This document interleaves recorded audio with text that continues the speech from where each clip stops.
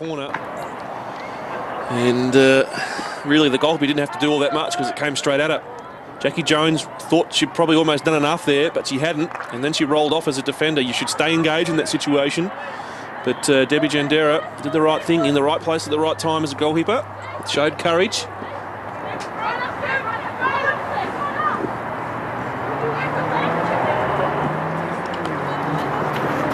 So Canterbury reload from deep defence.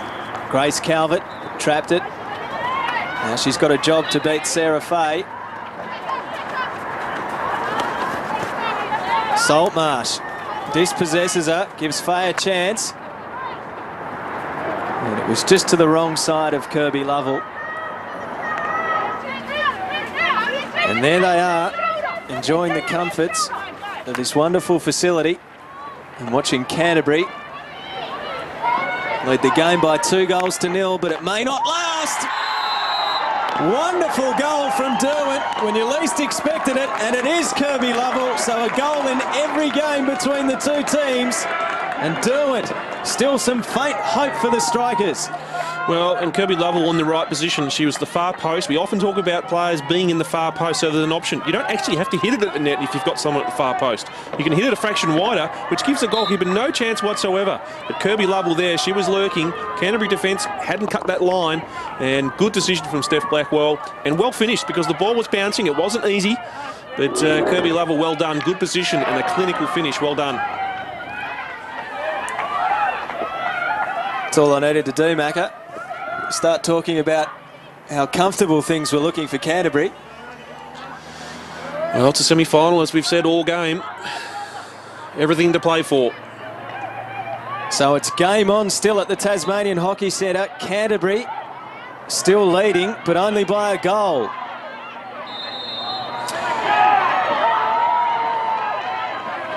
Here come Derwent again. Tremaine sent it forward. McDonald cut it off. Now it's with Pearce. Can they put the issue beyond doubt, Canterbury? Spence tried to knock it on. Grace Calvert's there. She keeps it in. Keeps on going, Grace Calvert. Runs into Seabrook, but takes the free and moves it on quickly. Yeah, and a penalty corner. Macca didn't like the tackle. Neither did the referee. Well, the rule there, Elster, is that if it be that the free hit's taken quickly, you must back away 5 yards. And once five yards has been played, you can then re-engage as a defender. But if you engage within those 5 yards or encroach the ball handler, then you're going to be punished. And everyone knows the rule. It's been out there all year, and sometimes they rush defenders, and unfortunately they're paying a price here. So neither team has converted from one of these set plays yet. Canterbury to reinstate a 2-goal lead. It's Jones who shoots. Dillon was down. Cleared away by Craig. So Canterbury will want to remain in possession, but they don't. Blackwell cut it off, but gave it straight back to Harvey. Coleraine on the break through the middle. Westland, Patton did well and wins the free. Yeah, good work from Blair Patton there. You can see how the game, a few people just lacking a bit of composure at the moment.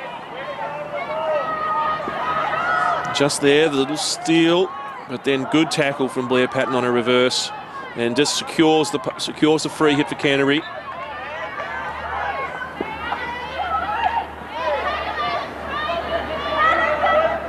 Calvert on the sidelines. The tense final stage of this elimination final. Calvert, who's been so good, she cuts it off again. Grace Calvert, Dillon comes out courageously. Grace Calvert gets another chance. Seabrook's there, she clears it away, desperate defence. But a penalty corner, and there goes the full-time siren. A win to Canterbury.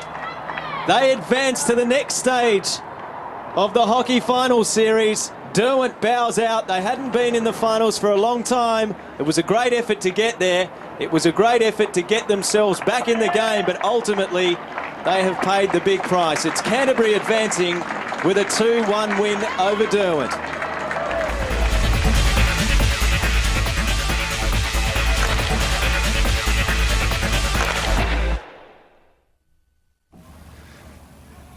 And so Canterbury to take on Prince of Wales Wellington next week in the preliminary final after Wales lost our live game here this afternoon to Northwest Grads 3-2.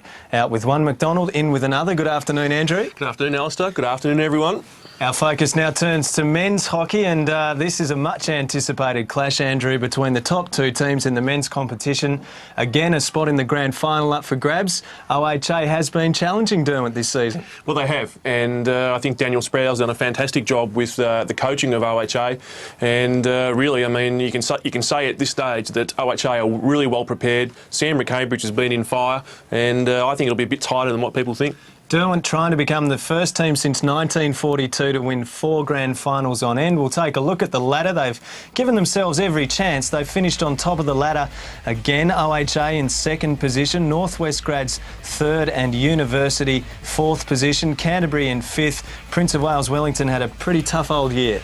Well, they did, and Patrick Ward was a recruit for them. He was injured at times, and Sean Carey, well, he's just a stalwart. We've seen him play so many years for the Tassie Tigers, but yeah, tough year for Prince of Wales, unfortunately. Let's take a look at the teams for this afternoon's semi-final in the men's competition. There's the Derwent lineup, the team that has been so wonderful in recent years. They've got a magnificent blend, and they've got a deadly weapon up front in Jeff Cock. Well, I think they've got more than just one. I mean, that's the strength of Derwent. Not only do they have Jeff Cock, who's dangerous on penalty corners, but they've also got Tim Deven. Now, Tim Deven's played for Australia A. He's been in awesome form throughout the year. He's so quick, and when you add Tremaine and that trio alone, I mean, not many teams can cater for them when they're at their full strength. And there's plenty of potency as well in the OHA lineup too, Macca, because David Wolford, Toby West and Sam McCambridge, they've contributed 50 goals to OHA this season. Well, what I really like about OHA is that Daniel Sproul, as the coach, has got a really good young group of players coming through, and I think you'll find that they'll be in the finals for the next number of years. But the one who really stands out to me, who's just got fire in his belly and he'll throw himself at everything, and you watch out, he's going to be lively today, is Sam McCambridge. He really does have a go, and he'll cause some big problems for Stuart Webb and Alistair Addison in the Derwent defence, so that'll be important. It's going to be an exciting contest. Can we get a tip from you, Macca? You're not one to hold back usually. Well, I think that Derwent are going to have the numbers. I think Derwent will probably win by 2 goals, but I think for the first 45 minutes or so, it'll be a really tight battle. And if Sam McCambridge is given too much space, look out. We had some rain here earlier in the women's game at the Tasmanian Hockey Centre. It's cleared up, it's sunny outside, and on the sidelines for us this afternoon again, Martin Cudahy. Good afternoon. Good afternoon, Alistair. Yeah, I'll tell you what, I'm really looking forward to this one. As you said, these two teams have been the form sides. They finished 1 and 2. And the thing that I'm looking forward to the most is seeing plenty of goals. Both these sides have plenty of potency in attack. Sam McCambridge and Jeffrey Cock, probably two of the best strikers running around in this competition. So those are the sorts of guys, on their day, they can score half a dozen goals. So could be something we could look forward to this afternoon. Certainly could be, Martin. We've seen Jeff Cock score 6 goals on a couple of occasions this season. He did it against Canterbury, and he also did it against Prince of Wales Wellington, and that tells a bit of a picture about the conditions. It may be sunny, but it's not 20. It's probably not even 10. It's probably about 8 degrees outside, pretty chilly.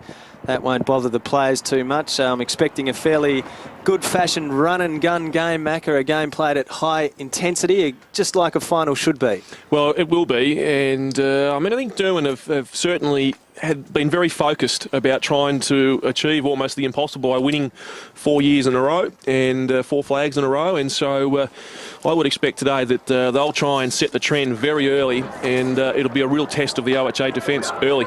And of course it was Derwent who was the team that denied Northwest Grads the opportunity to win a 4th in a row. Well, that's right, and I just think that again with McCambridge, it'll be a really good battle between him and Stuart Webb. I mean, they've got good balance all over the line with Derwent, and some really good young players there. We can see Jake Morton, and given the last instructions is Daniel Sproul, so he's really barking out the orders and giving as much sort of using his experience and passing that on to his young group of players. You can see Nick Leslie on screen there, the German player, and he's been a very good addition to the team. So a pretty good balance. And with Aaron Williams, last time they played against each other, I think about a week ago. The interesting thing that I saw was that Aaron Williams actually ran on penalty corner. So Jeff Cock right there. It'll be interesting to see what Derwent does today. Do they employ a double battery, and will Aaron Williams again run on penalty corner defence? And it was Derwent winning that last game between the two, 2-1. So not much in it there. The previous game between the two sides, it was a good win to Derwent. 6-2. Jeff Cox scored a hat-trick that day. And rather, I've got it wrong, Macca. I'll go back to round 20. It was 2-2, sorry. Then the one before that was 2-1 in favour of Derwent. 6-2 in favour of Derwent, the one before that. And at the start of the season, OHA signalled their intent pretty early with a 4-2 win over the defending champions. So the form line suggests that Derwent maybe has slightly had the better of OHA this season, but not by a lot. And this is a Derwent team that has won its last 15, or it's undefeated at least in its last 15 games. So they're in terrific form again. Well, and I think, you know, the leader there, Nick Tremaine, it's good to see him. He missed a lot of the early part of the year, and it's good to see him out on the pitch. And I think that he's someone that would certainly figure, from my point of view, as being quite possibly the next Tassie Tigers, you know, team captain. So a lot of experience on his shoulders, and I'm sure he'll lead well again today. He did have some pretty serious problems with a back injury last season, didn't he? Is he completely over those?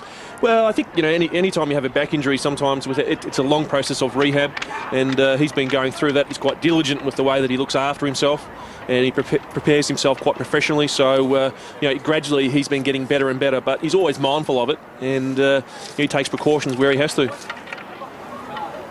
We are in for a fantastic clash here this afternoon. The top two teams, Williams, the goalkeeper, trots back into defence. He'll have a big job today. I don't envy his task of facing Jeff Cock from the penalty corner plays. Well, I think the other thing that we shouldn't lose sight of too is that he's going to be facing directly into the sunlight, and that'll make it even more difficult for Aaron Williams. We're underway. Edwards sends it back to Sproul. To Morton, wearing the headband. And worked on by Wolford. He's been a good goal scorer for Derwent this season. Addison into deep defence. Shaw out to the right-hand side. Webb. Got a good defensive unit, Derwent.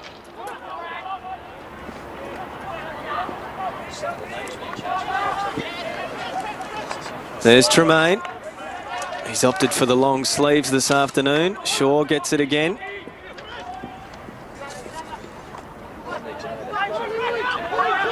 Now it's Wolford. Some pressure from Addison. Addison will have to be careful with that tackle from behind there. Umpires are quite vigilant on that one. Sproul. They must get an enormous lift every time they look up and see him, but on this occasion, one of the up-and-comers storms away. It's Jeff Cock, the danger man for Derwent. One of a number. Austin worked it back. Middleton on his knees. Interesting with OHA there, they didn't sort of stack the defensive 25 zone. I thought that they might have brought all their players back, so maybe we are in for more of an open-styled game rather than, you know, an 11-man defence.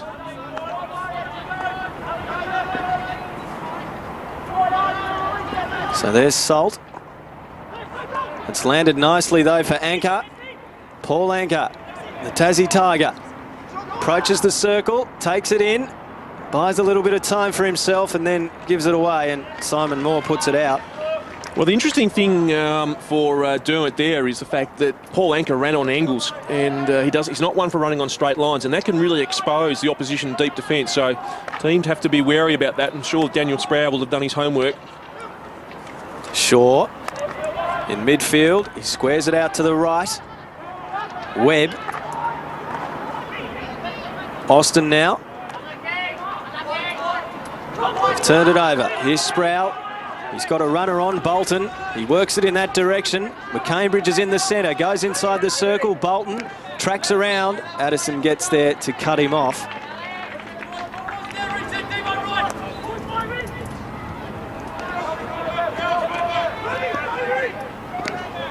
Yeah, just a little bit loose.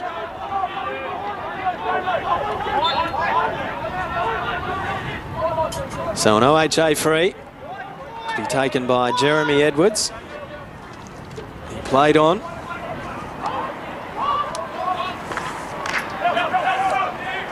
Torren Bester cleared it out of there.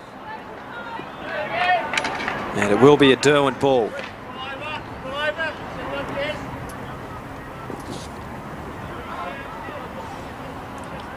Get a back three here from Derwent.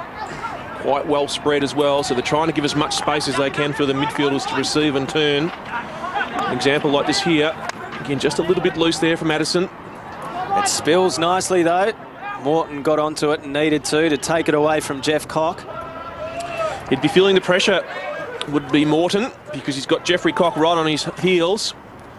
Jake Morton, a young player, played in the state under-18 side. Not sure you'd ever feel too real comfortable with Jeff Cock right on your heels. Well, not when he scored 42 goals for the season, 43 in fact, Macca, and last season scored a record number 56. It's extraordinary numbers. Middleton under pressure from Leslie.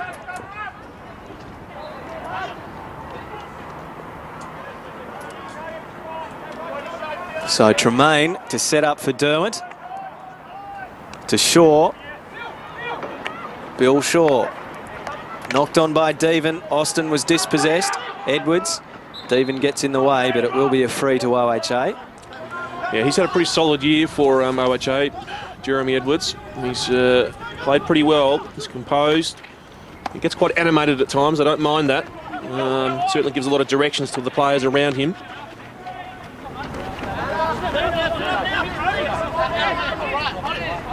Paul Anker, who came back from a knee reconstruction.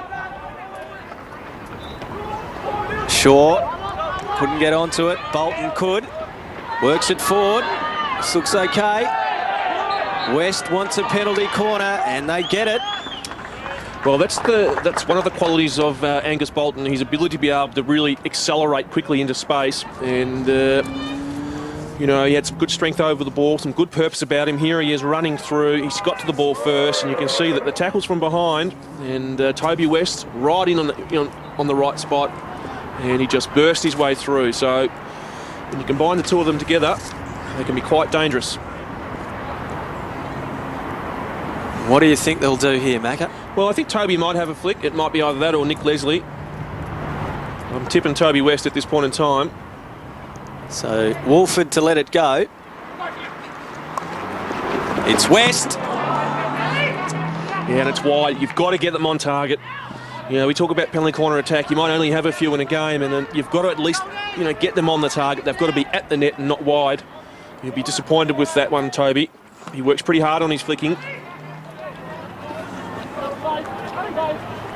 So Addison to Webb, approaches halfway. Anchor moves for him. That's where it goes. Posts up. Billy Shaw in a dangerous spot. Can he put it in? Billy Shaw working hard, trying to find some room. It ricochets off the stick of Dylan Salt. Flies high in the air. Well, that was a little bit like the turtle on his back with his flippers just flying around. The goalkeeper, unfortunately for Aaron Williams, he's on the ground. He can't do anything about it. He can't get up quick enough. You can see the flippers are going everywhere. And then Billy Shaw was able to get the shot away, but someone got in there and forced a deflection. So a nervous moment there for the OHA defence. David Wolford, again another fiery character. Add him with Sam McCambridge. And those two, there's lots of sparks normally when they play. Tremaine.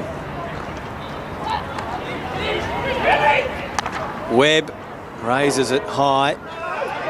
And there you saw an 11-man defence from OHA as well. So OHA prepared to get all their numbers back if they need to be. And Derwent just being quite calculated with the way they shift the ball at the moment, trying to open up some gaps.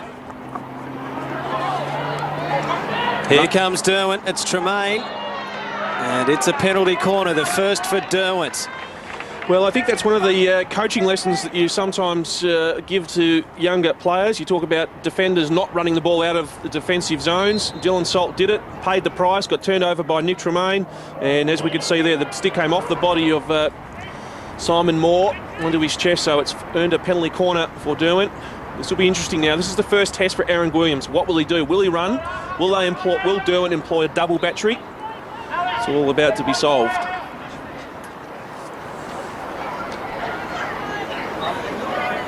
So it looks like Simon Moore's gone off. He looks okay, does he, Martin Cudahy? Yeah, he's got a cut lip. He's bleeding from inside the mouth, boys. So they'll have to pay him some attention down here on the sideline. For the moment, the attention is on Derwent. They have the opportunity. Here's Jeff Cock. He makes his move. He flicks it. He hits the crossbar.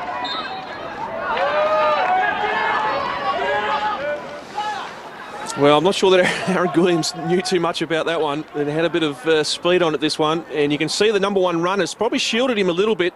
Plus, when you add the sun, he didn't really sort of sight it all that well. A little bit late with his left glove movement. Here we go, Torren Bester and Sam Cambridge is already starting. Be a good test for umpire Sean Carey and Marcus Richardson. Couple of Tassie Tigers, Macca. Sproul.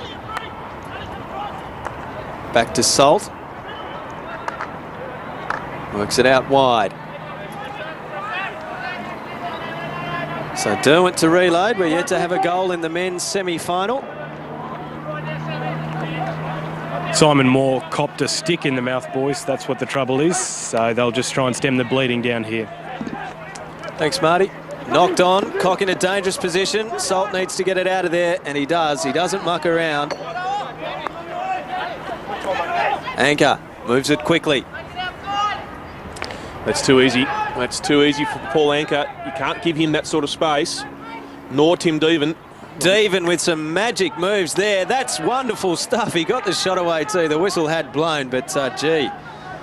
He did really come on this season, Tim Deven. We all knew he had an enormous amount of talent, Macca, but gee, he had a good year in the AHL. He got rewarded, made the Australian development squad. A bit going on there between Daniel Sproul and Tim Deven as well. But yeah, you're right. I mean, Tim Deven had a very good year from an AHL point of view. I think he's now got earned some respect from the national coach Rick Charlesworth, and he'll be for sure and certain be playing for Australia A during the Champions Trophy, which is later on this year, November, December in Melbourne. So he's got an opportunity coming his way.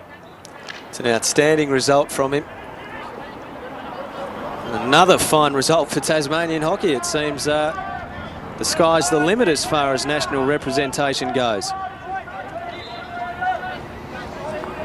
So Sproul sends it over to Salt to take the free. There was not a great deal of movement at the moment from OHA. I would like to see Dylan, don't be trying to carry it at him. Those sorts of sharp leads.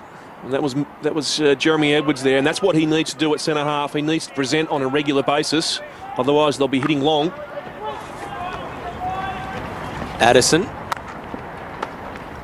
Nicely done again from Deven. He sums it up well. Now it's Cock. Back to Shaw. Deven now wants to take them on again. Sometimes, Alistair, Tim Deven, he makes it difficult for himself because he's so quick. He does things at such a pace that he actually brings on some of his own errors. I mean, see here, he's trying to look for the foot and tap it in behind, but he's just so quick that he overdoes things sometimes. He overcooks the play, and he is getting better now at being sort of a bit more controlled. Here comes Jake Morton. Bolton couldn't get onto it. Tremaine picked him off. Yeah, he's a key player for OHA, Angus Bolton. If he can be involved in the play, there are a real chance. So Derwent through Jeff Cock. Inside the circle he goes, and he does get the penalty corner. A good result for Derwent. And that was a nice build-up from Derwent, boys. You could really see this crisp passing that set up that play. Well, the interesting thing that you can see at the moment is that this is where OHA is being opened up. Derwent's got the can open at the moment, and they're really hitting them and exposing the OHA defence from the flanks. And if the tackling's not good by the OHA defenders, you could find that they'll be conceding a number of penalty corners, and that doesn't all go good for OHA. Well, the last one didn't miss by much. It was only centimetres. Hit the crossbar. How will they go second time round, Derwent? Tremaine lets it go. It's Jeff Cock again, and that's a great save. The follow-up, again a good save from Williamsa. That one looped up like a slower ball in cricket. He had to time the hand to perfection. Oh! And that is painful. It's hit Daniel Sproul. Gee whiz. He is tough. Well, he has had some back problems in the past, and so, from short range, here's the penalty corner, and a good initial save, but the deflection, or the clearance, went straight back to Paul Anker, who then finished it on his reverse, but didn't time it very well. Good job from Aaron Williams, forced to make a second save. Tremaine's creative pass to Devon. Uses his pace and skill again. No one there for Derwent. Again, we just saw Tim Devon, the ability to be able to receive the ball and roll off his opponent and keep it live. And this will be a task for OHA. They've got to stop him. They almost have to concede a free hit against him and stop him from running. Edwards, under pressure from Austin. The transfer's on, a little dangerous, but Morton up to the task. Devon, though. We just made contact with the stick there, deemed as a stick obstruction. Good work from Daniel Sprout, takes the ball straight away.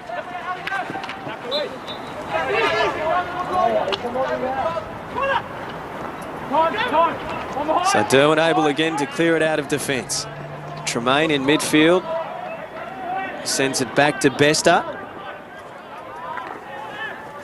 To Shaw. Bill Shaw. He can stand there as long as he likes because no one's going near him. In the end, he gives to Webb. Oh, good ball. Well done from Dougal Middleton there. That shows good awareness off the ball. His vision there to actually deflect the ball to the overlapping halfback in Alistair Addison. It's good work from Dougal.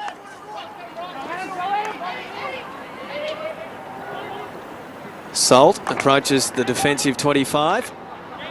Bolton works it out to Ramiraj from Kuala Lumpur, university student. He's played for Malaysia at underage level. Good acquisition for OHA this year. Well, Alistair, I was looking forward to you to actually say the whole name rather than just the surname. I'd like you say the whole lot pretty quickly for me a couple of times. Jonathan Ramiraj. It's like our Jonathan, but Janarthan. Well done.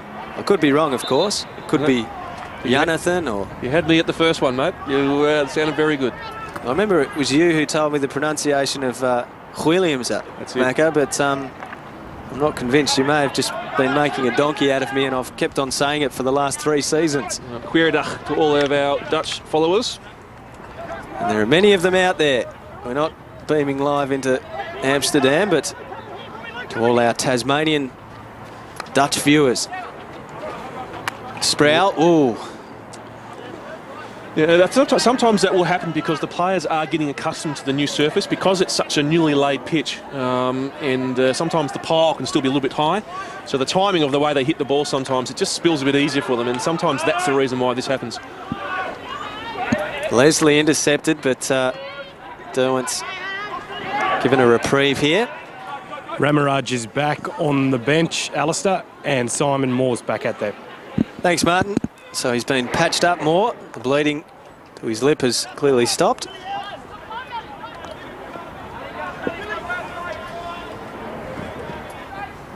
Game's probably not as quick as I thought it would have been right in the outset.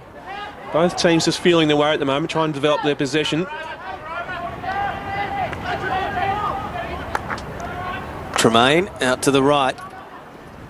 Bester, recruited from the northwest coast.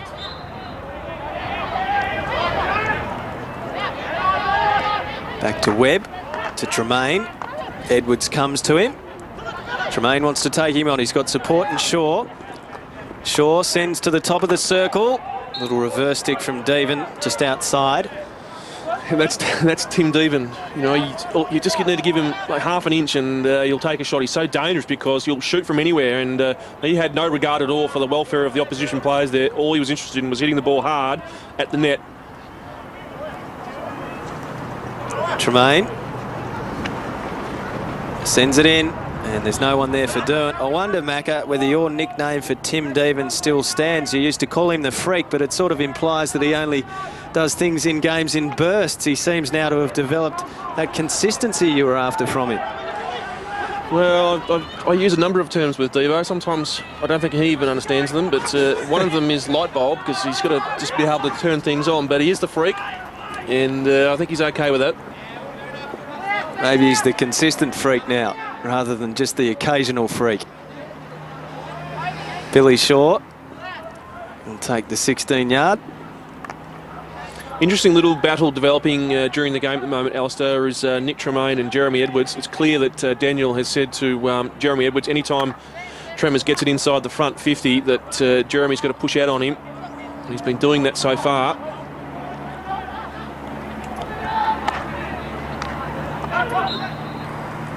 The Derwent ball. Anchor wanted to get on with it. It'll have to come back. Yeah, umpire being a little bit pedantic there, Sean Carey.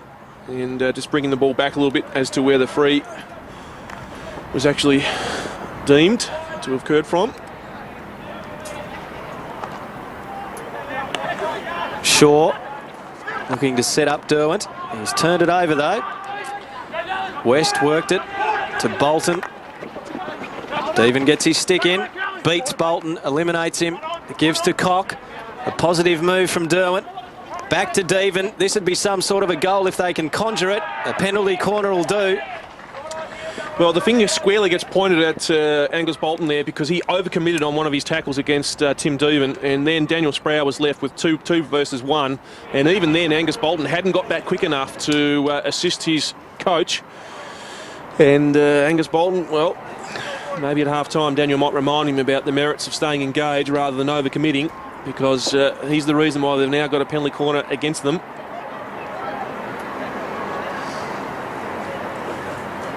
This is Derwent's third penalty corner. Usually you give Derwent 3 and they'll score at least from one of them. Cock this time tries a variation and it doesn't work. Well, I'm not sure the push-out was exactly where they expected it to be. It looked to me as if Nick Tremaine was getting in there to deflect the ball, but maybe the accuracy wasn't quite right there, and just there he was looking to try and get away Nick Tremaine, but maybe Nick Tremaine was in too far. Good tackle from Tim Deven. David Wolford animated about it. Pensive crowd. Webb.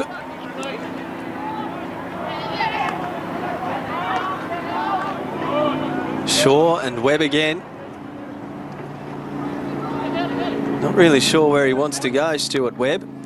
Tries the other side this time. Addison, who just fumbled a little. He's dragged inside again too far. Didn't have control there, Angus Bolton.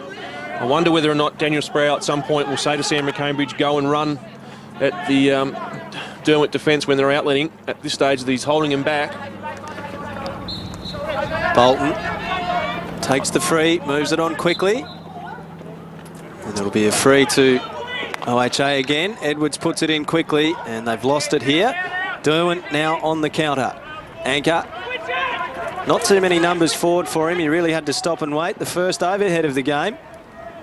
I was wondering when we would go to see one. Austin.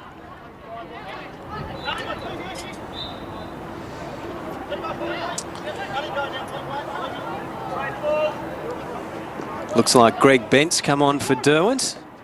The man they've nicknamed Fossil. He's the oldest in the team. Teammates, they're always so kind, aren't they? They are, with nicknames.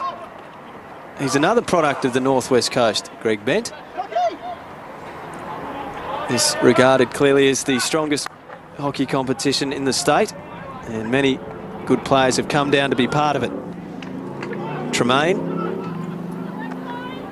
This is where OHA have just got to make sure they keep running. They've got to make sure they're trying to force the errors here from Derwent's ball handling. So you've got to be prepared to run pretty hard here. If you sit back and watch all game, then what ends up happening is Derwent gets too much possession. Well done by Billy Shaw on the right-hand side. Bester. Ball out of play. And they've turned it over in pretty disappointing fashion here. McCambridge. Oh, big collision there. With Tremaine. McCambridge is not happy. He's got his number 2. He's running straight at him. There'll be a bit of body contact just there. McCambridge is heading to Rome to play in a league over there after this competition. What's the quality of hockey like in Italy, Macca? Well, it's not too bad. Here's the collision, and oh, there is a bit of body. That's 2 weeks. Buddy Franklin got 2 weeks for that. Nick Maxwell got 4, but somehow that penalty disappeared. Yes. Yeah, not like you to hold a grudge though, Macca. No, not at all, especially with Hawthorn. We'll see you next year. That's right. So it'll be a Derwent ball from the sidelines. Well, they do tell me there's good money in the Italy League over there, so that's maybe why Sam Cambridge is heading over there. I believe Phil Marshall is also going over there to play as well, so hopefully Sam Cambridge will be back in time to play for the OHL next year, which starts in June. Besta. Cock approaches Jag. the circle. Nice work from him. It was taken out by Sproul. There seem to be a lot of options for players now, Macca. They're now off to Italy as well as countries like England, New Zealand, the Netherlands. Well, that's right, and good drag here from Jeffrey Cock. He's looking to try and find the foot and get past Daniel Sproul, but you won't do that very easy.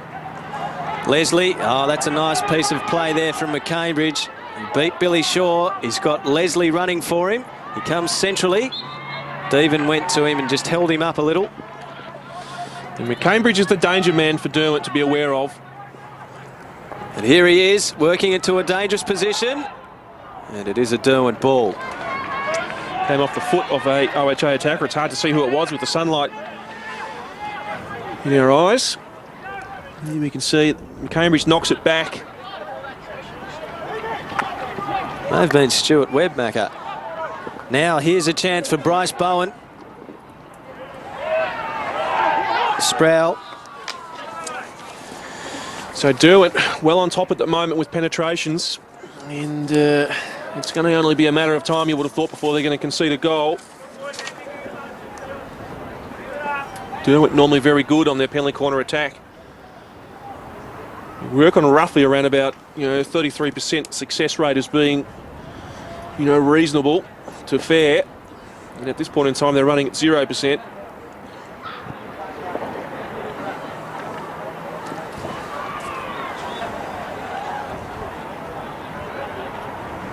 So the skipper, Nick Tremaine, again.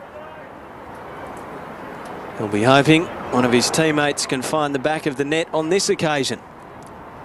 Webb to trap. Jeff Cock goes again, and another save. Yeah, that one looked pretty easy actually for Aaron Williams. He had his hand up there, quite comfortable with that last one. It's well sighted too. You can see how the #1 runner carries his stick in his right hand. And the reason they do that is so that the goalkeeper has got a much better sighting of the flick coming towards him. And clearly on that one, the #1 runner ran a better line. So Aaron Williams had a much better sight of the ball. Would a goalkeeper ever wear sunglasses in these conditions, Macca? Well, normally what they do, and we have seen Hamish McGregor do it in the past, is that, and Ben Crease, they actually put some tape across above the eye line of the helmet, but Aaron Williams has decided not to do that, whereas Nathan Fitzpatrick, I can see even from here that he's got tape on his helmet all ready for that.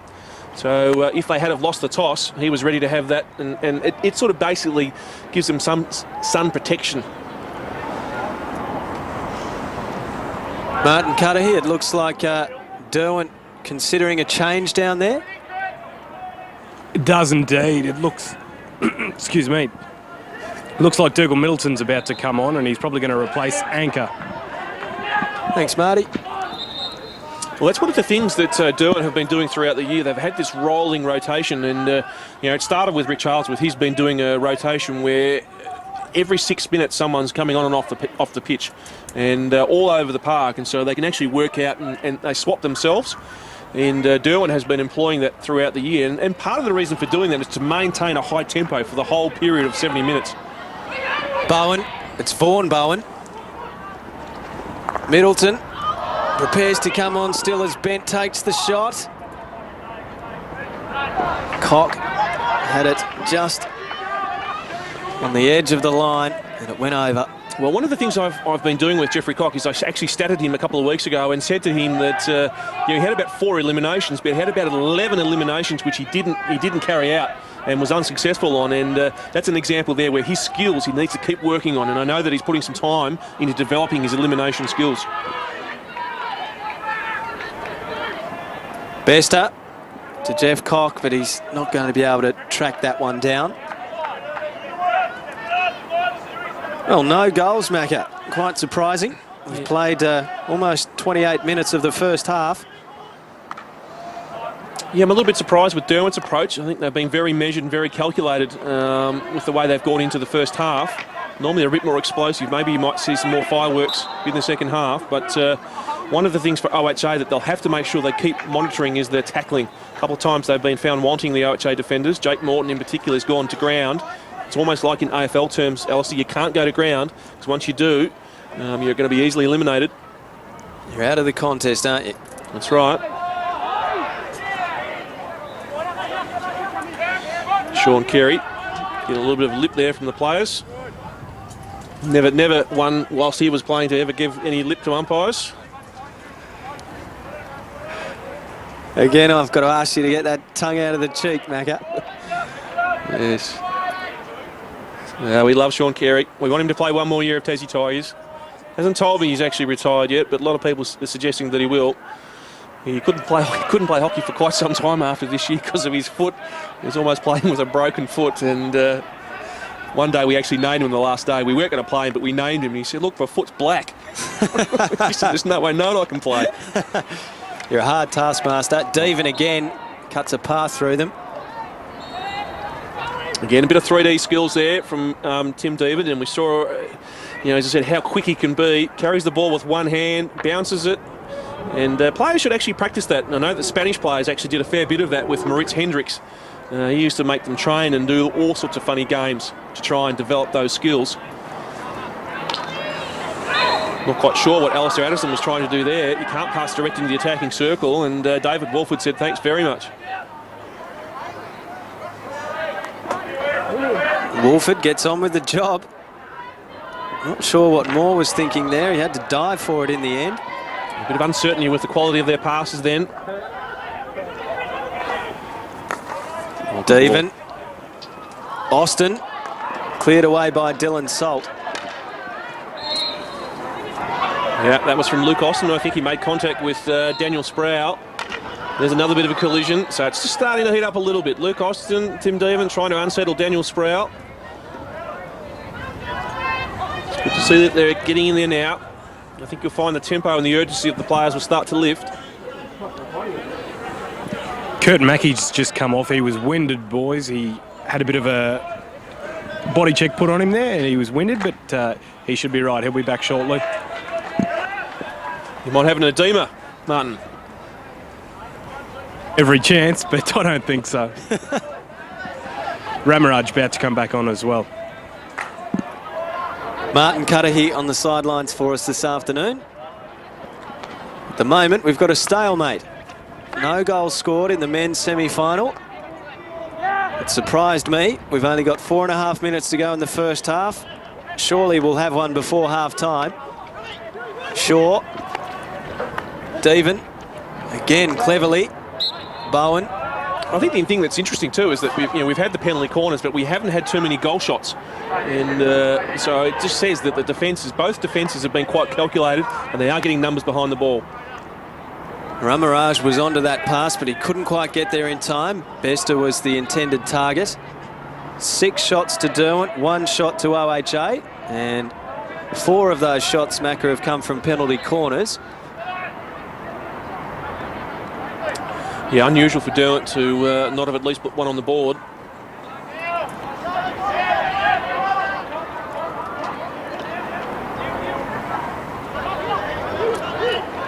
Salt works his way up. Looks for an option. Yeah, I'm surprised he hasn't tossed the ball. He can toss the ball, but again, we haven't seen him do it yet. Beautiful stuff from Nick Tremaine. Runs inside the circle. Whistle blown. No penalty corner. A free hit to Derwent. Middleton. Here it is on replay. It's Tremaine, and is he in or out? Yeah, he's working to attack the reverse of the opposition defenders, trying to sneak it onto the foot, earn another penalty corner. He's quick to assess that, Nick Tremaine. Got a very good tactical brain. Webb. Reverse stick from Deven. Deflection came, and it wasn't far away. Well, that's a great shot from Tim Deven. As I said, he turns on almost on a 5-cent coin. Not too dissimilar to Eddie Ockenden in many regards with his speed. but very quickly there, takes the shot now. The deflection, as you said, almost goes inside, and Aaron Williams, had it been on target, the deflection, there wouldn't have been much he would have been able to do about it, but they earn a penalty corner because it did make contact with an OHA defender's foot. So we've seen it's been Jeff Cock primarily from these situations. Is it time to mix it up a bit, Macca? Well, I think they looked for a deflection earlier. I think it was about number 3 of the penalty corners. They looked to try and involve Tremaine. They might stick with Jeff Cock one more time, and then they'll be thinking about other moves. As we approach half-time, Derwent, it's Addison this time, who works to Cock, who shoots at goal and puts it in. Well, there was the variation. And you'll just notice here how Alistair Addison basically comes in, looks as if he's going to flick it, and then he spins it around almost in 360 degrees or 180 degrees and sets it really easily for Jeff Cock. And see, the number 1 run is now eliminated. So Jeffrey Cock's got all the time in the world. And the post person wasn't there to support Aaron Williams. And as a result, they concede a goal. That lead could be short-lived as McCambridge streams forward. He's taken down. Play goes on. Wolford a chance. Saved on the line. A scramble. It's cleared away. Desperate defence from Derwent. Well, I can't understand why David Wolford didn't absolutely just punch the ball. And he's still having a go at umpire Marcus Richardson. He won't get anywhere. But Sam McCambridge, I thought he should have left it off early. He should have laid it off a bit earlier then, rather than running it in the direction he did. I have been a bit sort of unhappy with some of his decisions in some of the club games, but really that one there should have been punched. They had the time to really hit it hard. And again, Sam McCambridge, I'm not quite sure that he picked the right option. Full marks to Nick Tremaine on the goal line. And Nathan Fitzpatrick dived in to lend a hand. Cock intercepts. It falls for Bolton though. In fact, Edwards. Cock continues to pressure. Wonderful stuff. Anchor runs to his left. Ramaraj there. Out to Middleton, back to Cock. Works it nicely. Tremaine for another shot and another goal on the stroke of half-time. When we hadn't had any goals for 33 minutes, Derwent goes bang, bang, 2-0. Well, that's the reward you get for hard work. And Jeffrey Cock was tenacious in the way that he just ran down the opponents. And then the thing that Derwent did really well, they just kept the play live. They kept the play live, kept knocking it around. And as we know, Nick Tremaine, he loves to get forward when he can, but he had 2 options. Aaron Williams could either cover the shot or he had to cut the line to Paul Anchor. And so Nick Tremaine thought, well, I'm going to have a shot myself. Straight through the hey-diddle-biddle. And Paul Anchor was there as well. So, doesn't it take just one goal, and before you know it, the whole tempo of the game changes. Well, well, well. 33 minutes it took to get the first goal at the Tasmanian Hockey Centre, and then 2 goals in a minute and a half, and Derwent goes into half-time with all the momentum, with all the confidence, and with a 2-0 lead. It was really a stalemate, Macca, a real arm wrestle for most of that first half. Well, it was, and I think both defences were, being quite cautious. I mean, we saw OHA sagging away to the half line at times, letting the Derwent defence trying to bring it forward. And it was only a matter of time before someone like Jeff Cock or Paul Anchor or Nick Tremaine were going to expose the OHA defence with some of their tackling skills. And, again, Jeffrey Cock, that last goal, he set it up because he was really, urgent in his hassling of the opposition defence. He forced the turnover, and really they just capitalised on the pressure they mounted on the inexperienced, in some regards, OHA defence. It was an exciting last few minutes too, because after Derwent had scored that initial goal, there was a desperate piece of defence from Derwent. It should have really been a goal to David Wolford. He couldn't find the back of the net, and then they were made to pay significantly. Well, it's funny, I've seen many finals where a 2-goal lead, it's really just nothing.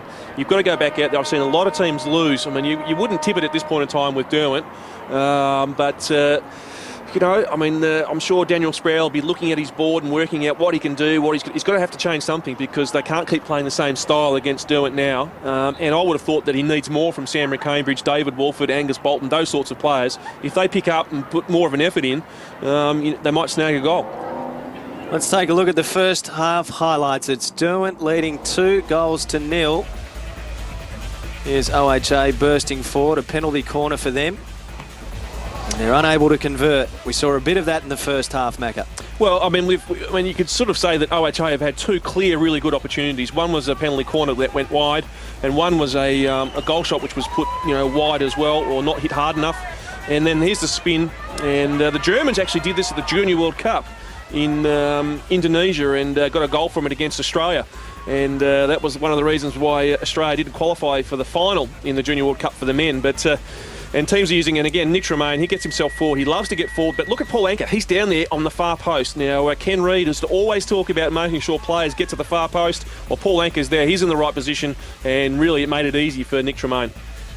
Derwent ahead on the scoreboard, slightly ahead in possession, 53% to 47%, 16 penetrations to 4. That tells a tale. 9 shots on goal to 2. 7 of those shots on target, so Williams has done a pretty good job for OHA so far. And the PC rate, 1 of 5 for Derwent, none of 1 for OHA. They have had far more opportunities, Derwent, that's for sure. Yeah, and I think that Paul Anka will be certainly asking them to be a bit more sort of clinical with their penalty corners that they get in the second half. And it must be a difficult job for Paul Anka actually playing as well as coaching, and he'd be relying pretty heavily on his support staff. And, you know, they've got such good young players in the group coming through, and as I said, they are in a position where really this year they could be in a position to win their 4th flag in a row, which is just amazing. Certainly is. Hasn't been done since 1942. The team Baptist, the last team to do that. Alistair Addison on screen. He's just having a bit of a chat with that defensive unit, Webb and Torren Bester. And it's just amazing. A couple of psychological blows landed there, and a game can turn on its head in such a short space of time. But in the end, if you keep taking it forward, if you keep having shots at goal, you keep preventing the opposition from having shots at goal, finally you're going to land one. Well, you only have to look at the body language, don't you? I mean, Derwent, they're up and about, they're ready to go, they're ready to have a crack, whereas you can just sense with OHA, they're saying, righto, we need to review what it is we're going to do, how are we going to change it, what's the plan that's going to give us the pathway to that first goal, which we desperately need in the second half. And Daniel Sproul, he'll be utilising all of his experience. And you know, he's played for Australia, been to 2 Olympics. We know all that. Let's get down to Martin Cudahy for a snapshot of the mood in the respective camps at half-time. Well, the mood was very different to that, which you could see in the Derwent huddle there. Daniel Sproul was pretty measured and calm. He was telling his players to stay positive, that they were still in it. He said that they really need an attitude change, otherwise the goals just aren't going to come. He wasn't happy with a couple of players sniping at each other and that sort of thing. So he said that had to go, and they had to play as a team. He also said that they needed to cut off Derwent's passing. Their outletting has been the starting point for a lot of their attacks. So he said that they needed to cut off that and start playing man-on-man. Thank you very much, Martin Cudahy. Well, and I thought just for a second there that Nathan Fitzpatrick was going to get it a little easier than Aaron Williams in the first half, because the sun had gone behind a cloud, but it's now come back out and will make life a little difficult for Fitzpatrick in the second half. But you can see Fitzpatrick on his helmet. He's actually got the tape there, so you know, he's got a little bit more shade for his eye protection. I was interested to hear Martin Cudahy before say about you know, Daniel Sproul not just being quite measured. The only time I've ever seen Daniel Sproul get animated and flustered was when Sydney was playing in the grand final against West Coast and they won. And I was standing next to him and he smashed a bottle opener. It was a Sydney singing bottle opener, and he smashed it on the ground because he was so animated, so happy about Sydney. So he does get animated. It had been over 70 years since they'd won a flag, Macca, so Daniel had every right to celebrate. So OHA with the first decisive move of the second half. Short-lived though as Webb clears. Anka. A good turn of speed there from Paul Anka. Surprising there against Jake Morton. He sort of graduated, Anka, didn't he, through the women's team? He coached them for a while. Yeah, he did, and did a good job with them. And I think he's got an interest in coaching, and you know, he assesses the game pretty well, and he knew this year from a Tigers point of view that he wasn't quite at the pace he needed to be at, but he still kept working and was a really good team member. And here he is, Paul Anka, spending some time on the ball. Charging forward, he does it nicely. Diving Jake Morton worked it out. A good drag, right to left there from Paul Anka. Bolton dispossesses him. And this is the worry for OHA at the moment. The defenders are being exposed now. But Cambridge with the pace, but Webb went with him. Not a lot of support for McCambridge.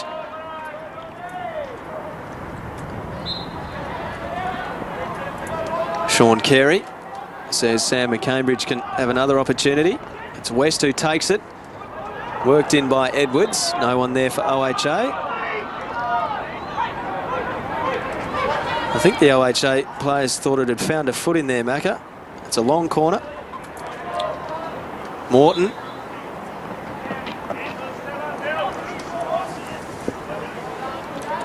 Yeah, hard to tell from that angle. Just on a sadder note, while we're up here, boys, Nathan Fitzpatrick's, both his grandmothers have died recently, and that's why Derwent have the black armbands. Thanks very much, Martin. I'm sure Nathan Fitzpatrick would be hoping for a win, even more so this afternoon. Second toss of the game. Easily picked up by Daniel Sproul. Pretty handy pick up by the ball boy as well. One-handed on the bounce. Jeff Cock with explosive pace. Inside the circle they go. It was Austin attempting the reverse stick. Yeah, the play was made dangerous because of the trap by, I think it might have been Jake Morton. Here it is there. No, it's actually Nick Leslie. Comes off his stick in the air and made it dangerous. But Luke Austin was right in there. He wasn't taking a backward step. He had a swing. So here goes Derwent again. Well, if this one goes in, it could get ugly. They were successful from the penalty corner last time after missing the first 4.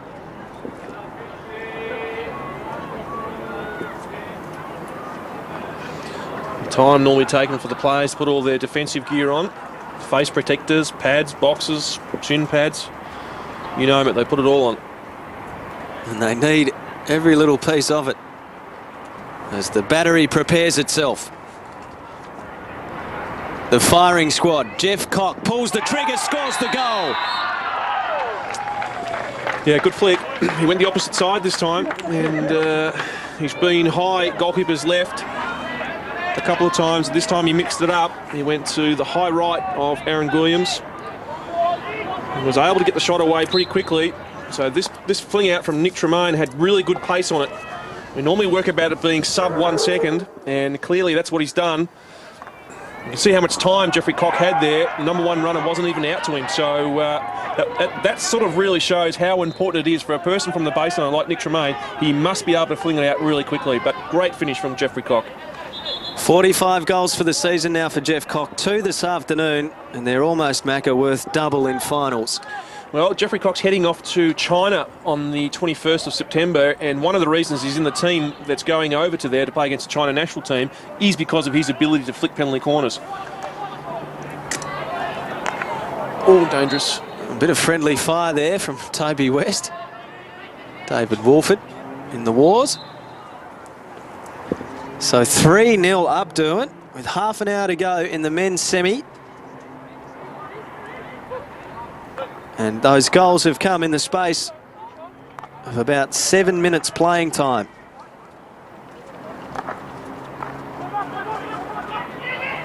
Addison over the top.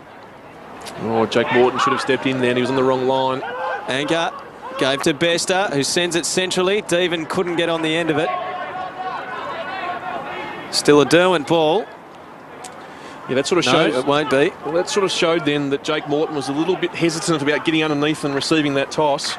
And Matthew Wells would have got right underneath that and received it and took care of it. But that's the experience, and that's probably something that Jake Morton will develop over time. Poor outlet there from Simon Moore. Tremaine, another one of Derwent's goal scorers. He gave it to Shaw, who used Webb, who sends it back to Shaw, who's got a bit of room to move.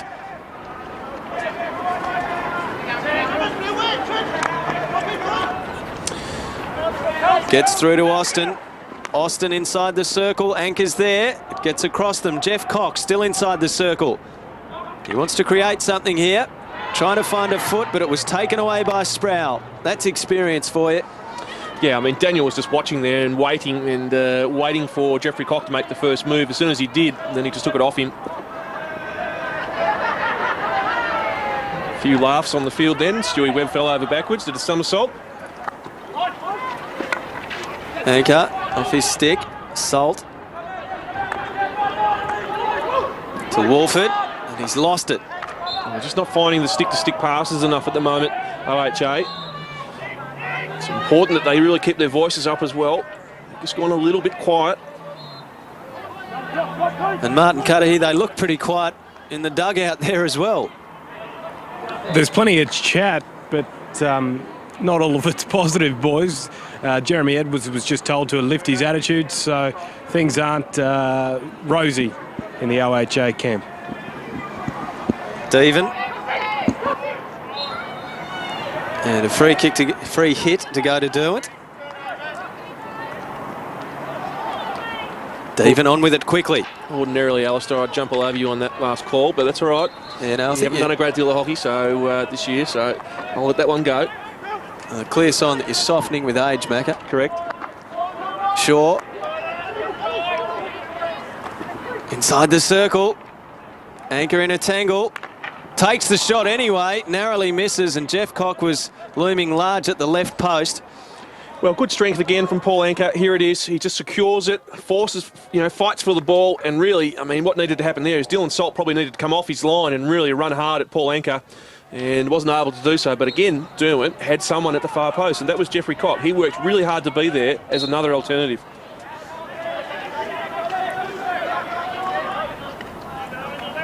Sproul crosses halfway. Works in the Leslie direction. Sproul said, well, if you can't do it, I'll just go and get it again myself. But they've given away the free here, OHA. Yeah, it'll be interesting to see how long Daniel Sproul stays in the fullback line now. I'm sure he must be starting to think about whether or not there's a time for him to move forward a little bit more. Sometimes he's just as effective from deep defence because he starts to run from there. But I think that's what they're going to need. They're going to need some of him just running through the midfield with the ball. Shaw, Austin. Bolton. Aggressive tackle there from Middleton and from Austin. Yep, just been warned by umpire Marcus Richardson. Moore. Edwards had it. Wolford unable to take the ball with him. Everyone enjoying themselves, and it's good to see. A healthy crowd in watching the men's semi-final. Well, there was the opportunity. You've got to be down low and alert inside the attacking circle. Mark Hagar, the ex-national captain, he used to always be low, and that's how he's coached as well. Attackers inside the, in the circle, get really low, because that way you've got a better chance of seeing the ball through the opposition defence. Anchor looking for a switch. Morton applying the pressure, takes it away from him. Goes to Edwards. Here's a chance. They've got the run if they want to keep going. Where's McCambridge? He's slowly making his way forward. Moore's with it now. Crosses halfway. Back to Sproul. Here he goes. Sproul goes for a run. Uses Morton. Morton moves it on. Coming in a little early there, perhaps, was Devon. And that's what OHA have got to do more of. They've got to make sure that they actually take the free hits really quickly and go and run at the Derwent defence. They trail 3-0, OHA. Under 25 minutes to go. And they finally got on the board. And it is that dangerous man. McCambridge, no, it's not awarded. They thought they'd scored. Sean Carey had other ideas.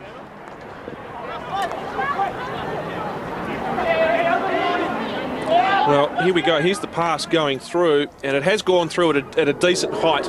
And maybe Sean Carey's deemed that as being a dangerous pass into the attacking circle. And it was dangerous to the Derwent defence, and maybe that was the reason why it was disallowed. Clearly, it appears as if Sam McCambridge made contact, but pretty sure the breach was that it was dangerous into the attacking circle for OHA. Would that have warranted an expulsion of air from the mouth of umpire McDonald? Yeah, probably. So it's 3-0. The score remains the same. The same job for OHA to do. Got to get at least 3 goals back to force it to extra time, 4 to win it. And that doesn't help. Anchor releases Cock, who's got a little bit of time, but Sproul gets across. Well, that's one of the things that I think OHA's got to improve. Edwards is going backwards with his passes too much. I think he needs to receive the ball, roll, and go forward. Edwards is much better when he actually uses some of his flair, some of his ability to change angles and run forward. McCambridge worked it inside the circle. Devon cleared out by Webb. Jeff Cock sends it down the line all the way, unimpeded.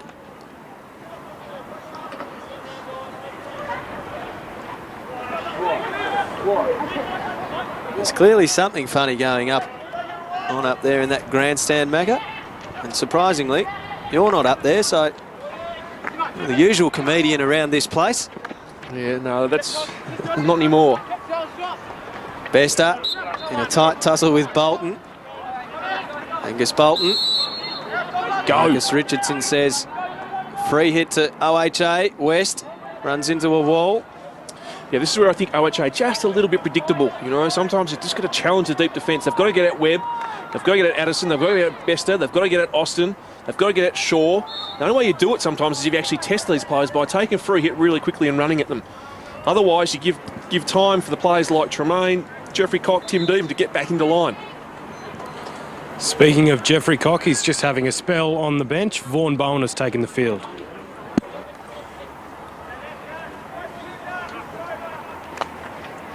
And Shaw sends it out. Not deemed as dangerous, that's the reason why it's allowed to play on. Moore, the captain. Short pass to Leslie. Tangles up with Austin. That's it, they've got to go. They've got to take those free hits really quickly and catch off guard the Derwent opponents. Salt with it now. He's got Morton forward, that's where he goes. Jake Morton. Good work. Works it out to West. One way, then the other. They need a deflection. Bolton tracks after it. Keeps it in play. Good skill from Toby West. Actually be able to make a pass into the attacking circle on your reverse and keep it flat. Did that well. Daniel Sproul looks up, assesses the options, cut out by Tremaine, and that's a great releasing ball. Running onto it, bent. Well done by Salt. To Edwards. That's more like it from Edwards. Go forward. West. And chopped out of there. Put out of play for Derwent by James Newbold. Good ball from Toby West. They've changed it up here. Wolford's got it. Crosses the attacking 25. Little deflection from Wolford. And again, the ball was raised going in. Yeah, but see, it's interesting that one. The rule is if it's deemed as being dangerous, and you wonder there who was it dangerous to, because really it was the attacker, you know, it was the OHA side, so it wasn't really all that dangerous. Looks like the break was pretty short for Jeff Cock-Martin. Was indeed. He's been replaced by, well, he's replaced Paul Anker. So those rotations continue, and Cock went without it on that occasion. Salt out to West. The pressure applied by Devon. We have seen now a few times where OHA, when they've been direct and they've decided to actually crack the ball a little bit, that they've created many chances. And I think this is something that they've got to look to do more of. Salt, Morton. Good tackle from Jeffrey Cock there. Got right up, pressed up on his opponent there. Made body contact, but he's letting him know that he's there. I guess the pleasing aspect, Macca, from your point of view watching Jeff Cock today is not only has he scored 2 goals, but he created the other one as well. Well, I'd like to see him running hard. Whenever he's running hard, he's in the game, so to say. And so at the moment, he's been doing that. Torren Bester with work to do. Daniel Sproul shoots, and that missed by the smallest of margins. Well, gee, it was going like a bullet. Yep, and this is what I was talking about beforehand. This is the sort of play that OHA have got to start to do now. Daniel Sproul's got to go forward. He's so good with the 1-2s, and he gets himself, because he always follows up his pass. He's not someone to make a pass and then sit back and watch. We often talk to halfbacks about, you know, if you're going to attack, make the pass and then follow up and get re-engaged. Devon is poking it in front of himself. Salt got there and got in the way. Yeah, and the question there for Tim Devan is, what does he do? Does he keep running like that, or does he get better possession, control, lay it off, and then get it back in better control? The overhead to McCambridge. He moves it on. Webb puts it out of play. And that's more like it from Sam McCambridge. You know, use the auto pass and go straight away. You know, he almost got inside the attacking circle then, albeit from a good tackle from Stuart Webb. Back to Moore, who's got no one near him for the time being. Now Bowen goes up, and Middleton affects the pass. Edwards inside the circle. Here's a chance for OHA, and in it goes. It's David Wolford, 3-1. Well, again, that's the reward you get sometimes from being just a little bit more direct. And by doing so, it's a great little reverse shot there. And then it spills to David Wolford, and he has no problem in finishing a shot like that. Bang. So there it is. It goes straight to his stick. He's really alert. He's down low. And even though the ball was in the air, it was a mishit. And he just mopped it up, and really didn't give Nathan Fitzpatrick all that much chances of saving. David Wolford, OHA's leading goal scorer for the season, takes his tally to 20. And it gives OHA some hope. Tackle. You could sense that, couldn't you, Macca? They changed it up a little bit. There was a bit more purpose from OHA. Yeah, and they're just, you know, I suppose you hear coaches actually say it, but yeah, they're having a bit more of a crack. You know, they're really being a bit more risky, and they need to do that because they're behind on the scoreboard, and so you've got to take chances. Only adds to the spectacle. Bester looking to make an incisive pass. He's corralled though by West. Has to go back to Jeff Cock. Leslie pressures him. Jeff Cock maintains possession. Shaw gave to Webb. Webb sends it forward off the stick of Bester. It goes out.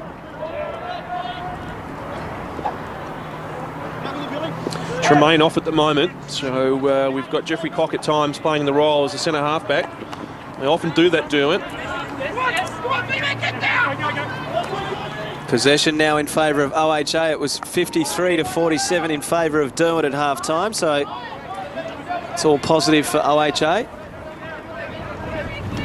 Austin, he has it a long time. He did okay there, Luke Austin, but Greg Bent unable to complete the move.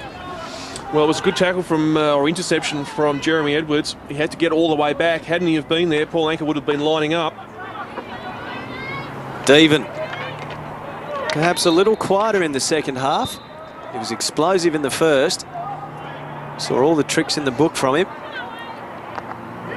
Shaw. Back to Jeff Cock. 2 goals so far.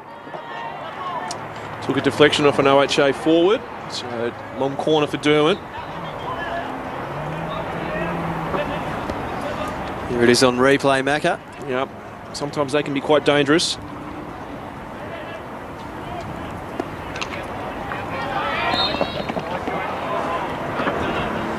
Another long corner to Derwent, perhaps, or will it be a free outside the circle? It is. A good ball, good disguise from Tim Devan there. Shaw, now Ben can shoot. Running out was Sproul, and he has conceded the penalty corner, but he had to do it. Well, that was all set up from the pass, and really good deception disguised by Tim Devan. Look one way, send the ball the other, and there's quick transfer through midfield. Before you know it, Greg Bent's taking a goal shot, and the ball's gone into Daniel Sproul's foot.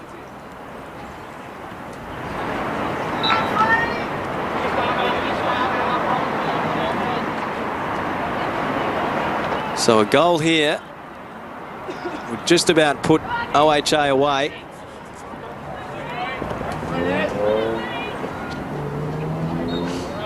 Jeff Cock, he's feeling pretty good about his prospects of a hat-trick. Here he comes. He lets it go. Saved on the line. It was hit into Edwards. He wore one for the team there. It will be another penalty corner, though, unfortunately for OHA. There's little reprieve. Well, they're probably looking and thinking that why wasn't it a stroke, because the ball was still going at the net, but I'm not quite sure that Marcus Richardson had absolute clarity that it would have gone into the net. It was pretty close to that far post. So that's probably the reason why it wasn't deemed as a stroke. And a penalty corner was awarded. Didn't seem to be too many complaints from the Derwent players. It's normally a good signal that the umpire's got it right.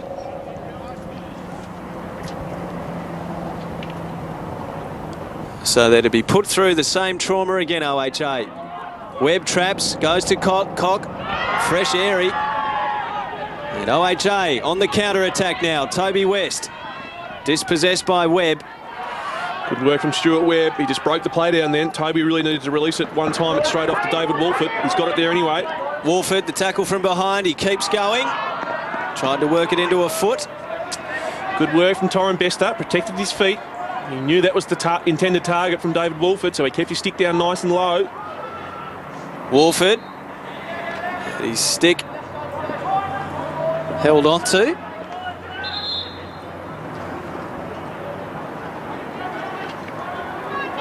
Edwards. West, inside the circle it goes, lurking McCambridge. Another OHA ball. Sproul goes inside, the deflection came, it was slightly wide. Good pass from Daniel Sproul. He was quick to shift it. He knew before he even received that ball that he had an option inside the attacking circle. Bang, he knew straight away, there it was. And he went for the deflection with Wolford, but Wolford just not able to put enough on it to get it up to its target. They're coming a bit, Macca. They are, and I think they're getting some return from being a bit more direct. And now putting the pressure on the Derwent defenders. The Derwent defenders are actually starting to look over the shoulder. Where are the OHA players? Where are they getting to? As soon as you do that, you know you're starting to get on top. Sproul, Morton. Morton goes again. Edwards, still inside that circle. Sean Carey lets it go.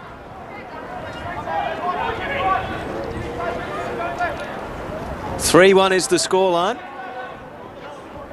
12 minutes to go in the men's semi-final. McCambridge was lurking. I think Marcus Richardson may have thought a little different to his opposite number on that occasion. Well, he was signalling for a penalty corner, but Sean Carey just didn't look at him. And you could hear the crowd. They were trying to say to Sean Carey, look at Marcus Richardson, look at your other umpire. And I don't think that Sean Carey was well sighted then. He couldn't see it. So in that instance, Macca, is Marcus Richardson not allowed to blow his own whistle? Well, because he's so far away, he can signal, which is exactly what he did. He actually signalled, but... I think it was. It's up to you to decide. Yeah, it's up to you. It's your call. But from my point of view, I've seen a penalty corner.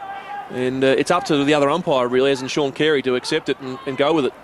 And now they could pay. Deven in a dangerous position. And he's missed it. And this is an area that Tim Deven's got to improve. If there's a part of his game that he's got to start paying some more attention to, it's his finishing. He's just not clinical enough at times. People will say to me that, yep, sure, that was a difficult shot. But really, if you want to play for Australia at the top level, you've got to be able to finish those shots. You don't see Jamie Dwyer miss too many of those, do you? No, well, that would have been in the top of the net. You know, it would have been absolutely smashed on his reverse. And this is where Deven's got to get better. So Thomas enjoying some time on the field. Wolford shoots. It was pretty clever stuff. It'll be a free hit to OHA outside the circle. Probably a little bit unlucky there, OHA. They didn't get the advantage they were looking for. Good little pivot and spin. Wolford, he's doing the right thing. He's just trying to force the goalkeeper to make a save. And then OHA pounce on the rebound. Good West, ball. cleverly, Moore beats one. Now the penalty corner comes.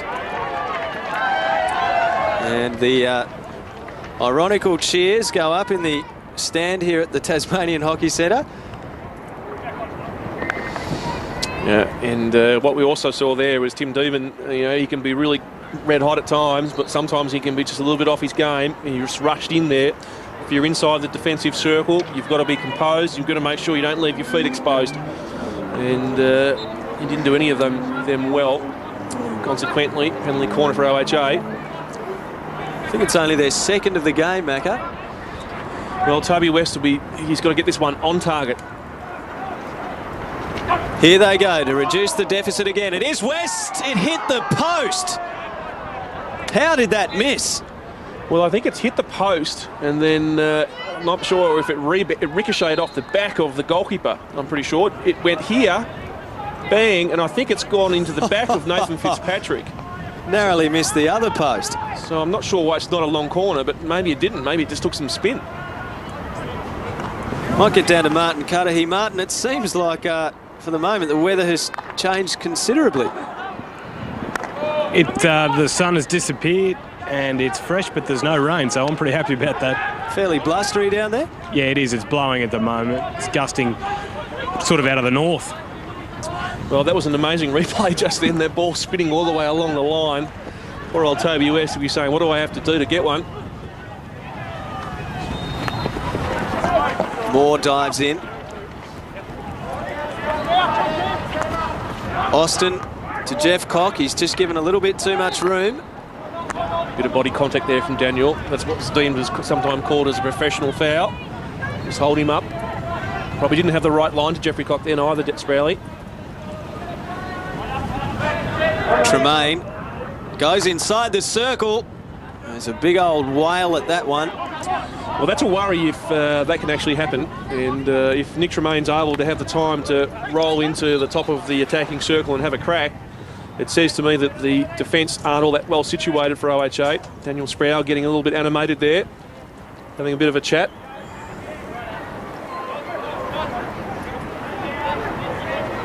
So Tremaine's ball to Bester. Anchor's got it. Not too much room for him. He manages to create some, and Austin, it's gone in for a goal. It looked like Austin put it in. It's on here. Moore and Austin. Deven comes in. It's getting a bit heated.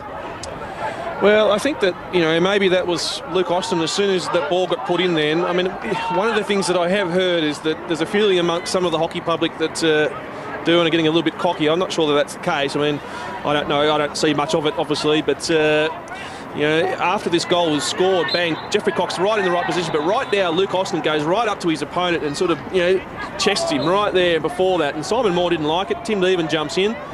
And, maybe sometimes you've got to be gracious whilst you're winning as much as you do when you're being beaten. Bring it on, Macca. Bit of feeling in the game. Well, I just have to say that, Alex, and now that I've said it, I feel much better. I just hope they really have a crack. Oh dear, the politically correct character. 4-1 though, it is now, and yet again, Jeff Cock has scored a hat-trick. And Derwent looks like extending its unbeaten run to 16 games. 6 minutes to go. It would take a miracle from here for OHA. It looks like Derwent heading for the grand final. Well, I don't think all's lost for OHA. I think, if anything, they will have learnt something from this game. And one, it will be that they need to be a bit more direct. And some of their better players, like Sam Brakovic, I don't think he's had his best day today. And maybe they'll learn that they've got to have more of their players up and they can afford to be a bit more direct. Salt goes in. Diving McCambridge. The Derwent defence clears it out again. Good work from McCambridge. Got the deflection in there, but unfortunately wasn't followed up by getting in front. Was David Wolford. He needed to be in front of his opponent. Anchor. A knock on for Deven. Jeff Cock runs through the middle. Deven dispossessed. Morton. Oh, nice stuff again. Works it dangerously to Wolford. This looks okay. A positive build-up. Good defence. Came from Newbold. Yeah, missed opportunity again for OHA. Wolford needed to pass it off to Leslie straight away on his forestick. Would have got him away. He had space. He would have had the goal shot. Nick Tremaine.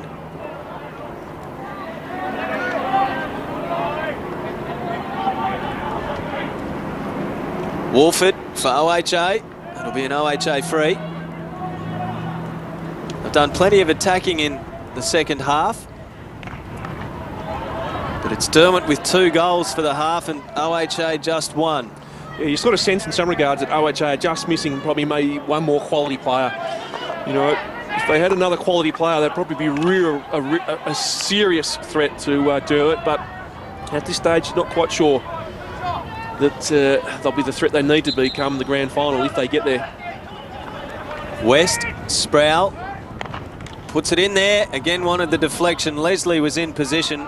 Well, that's the sort of thing they've missed today, Alistair. I mean, Nick Leslie, that ball went right in front of him, but he wasn't down low. Great pass from Daniel Sproul, but where's Leslie? He's upright. He's not down low. Even Wolford knows himself he should have been down. Now, they're the sort of opportunities you can't miss in semi-finals. Anchor. Goes through the centre, takes them on, works it nicely to Cock. Cock's got Middleton inside the circle. Oh, well done from Jeffrey Cock. Thought that was a penalty corner, maybe even a stroke. Can't go to ground when you're tackling. Giving some time here. You'll see he's dragged into his body. Might have made contact with the stick, actually. There's a bit of cramp here, I think, as well. It's Jake Morton, and good to see they're stretching out the correct leg, because I think his teammate went for the wrong leg the first time, started working it. It was Jeremy Edwards, and he got a pretty curt little reply from Jake Morton. Now he's going for both. Well, I think umpire Marcus Richards said, well, that's it, off you go. And umpires are doing that more now. They're talking about, you know, if you've got to get fixed up, go off the pitch, keep the game moving. Well, cramp's generally a fitness thing, isn't it? Oh, it can be, yeah. He does look a little sore.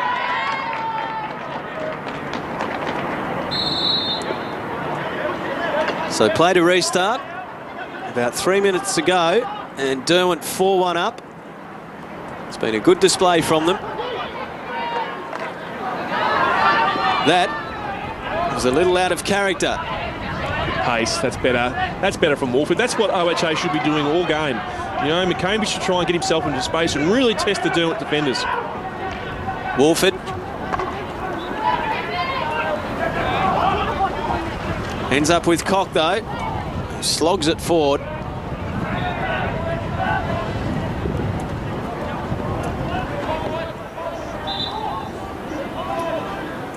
Nick Tremaine tells his team to get in position.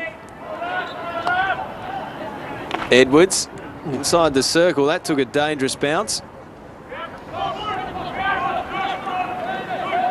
Sam McCambridge for OHA just hasn't been able to get involved to the degree that Daniel Sproul and his teammates would have liked today. No, he's a key factor for OHA. If he's on his game and at his best, and he's a very elusive player to mark. Defenders would be worried about him. He hasn't been at his best today. He's had a few chances. Sproul elects to go to Salt. Salt to Ramaraj, the Malaysian, under some pressure from Devon.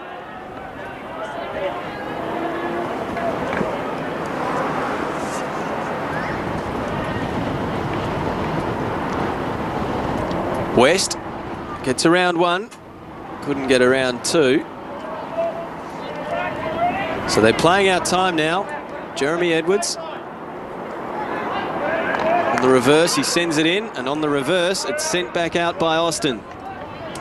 Nice sharp skills there from Luke Austin.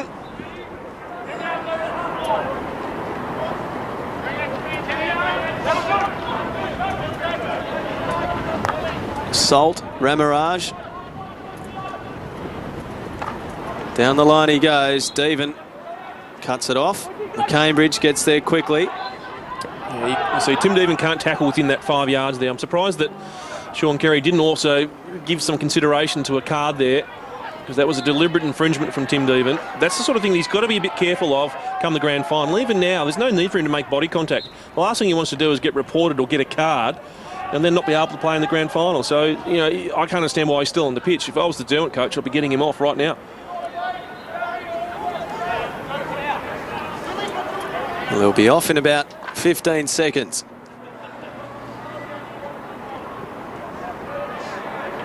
So Stuart Webb, he's in no rush at all.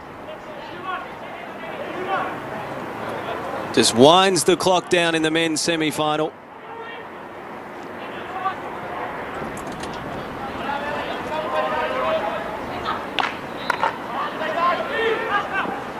West works hard. Gets it inside the circle on his reverse. It's got too much height on it.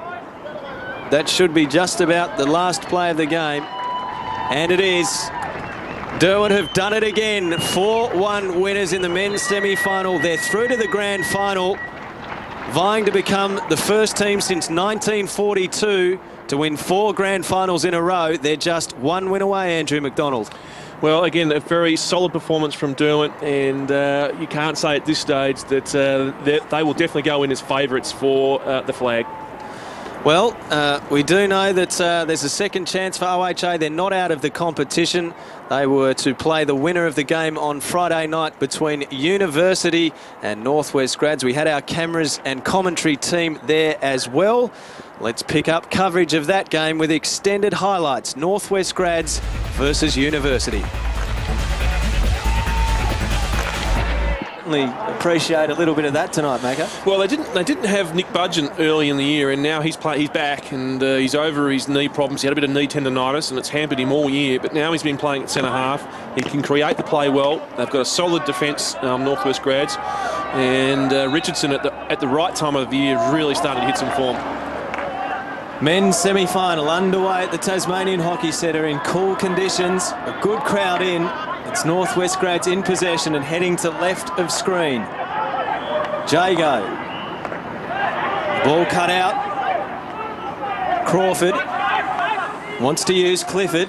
4 Clifford brothers in the University team. And their uncle's the coach.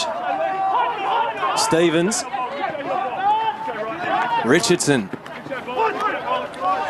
Warren Lucas, another strong player in the Tassie Tigers.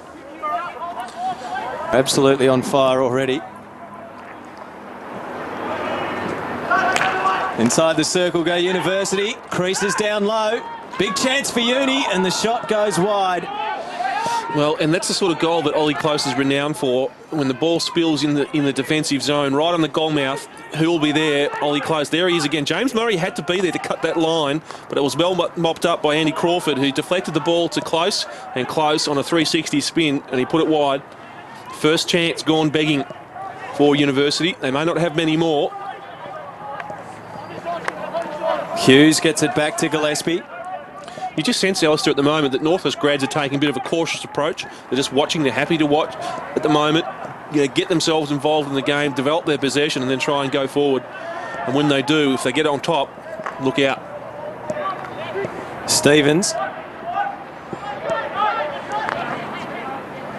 Back to where it came. Jago. Doesn't see anything he likes, so he goes back to Stevens. So it's a patient play from Northwest. Yeah, poor pass from Tim Stevens there. Needed to find the target. Bit of a worry for Nick Budgeon in the middle there. He hasn't had many touches at centre half. Ben Reid, one of the young son of Ken Reid, the assistant coach of the Tassie Tigers, TD at the Olympics, and go on. I'm sure you want me to tell you about everything he's achieved in his life. He's done a bit, hasn't he? He has. Here's a chance for University again. Stevens gets in the way of it, although Gillespie is going to send it back in. Oh, if someone could get a deflection Goal. on it. And it is a goal. Beautifully called by Andrew McDonald. I think it's come off the stick of Adam Clifford. Well, what happened was it was a really good start for University because they've had players right in the goal mouth and an incisive pass. Now, there was a deflection almost in front of Ben Crease, and he had to position himself for a save. So the ball gets smashed in here, and there was someone in front of him. He had to go, and now, because he's taken a rebound, who's there? Adam Clifford, and he pounces on it straight away. So here we can see deflection opportunity, and that's off Andy Crawford. So the initial save's been made, but he hasn't been able to make the second save. And caught on the ground, and often that happens, but a good initial save from Ben Crease, but again didn't have the defensive support by players around him, and they conceded a goal. So University, they take the lead. He's been a regular goal scorer for University, 16 in the regular roster season this year, and 1 in a crucial sudden death final. Well, that was a critical tackle just then from Adam Clifford. Here they come again, University. Crease was out a long way. Well, Will Jocelyn tried to take the initial shot as soon as he entered the attacking circle. Then he might have been better off taking a drag. Here's Michael Park.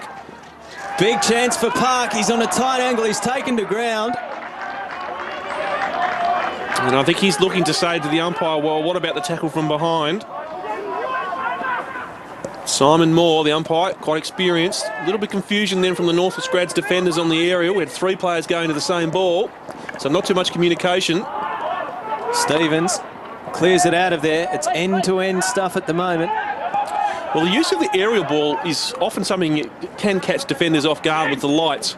And here's the initial shot from now. This is what Will Josham should have done beforehand with Uni. That left to right drag, and now the shot. But he's taken a step too long, and he's mishit it. So it was good decision by the umpire, Simon Moore. Another aerial. Troyd gets past Jago, but Murray's there for Northwest. Jocelyn for University.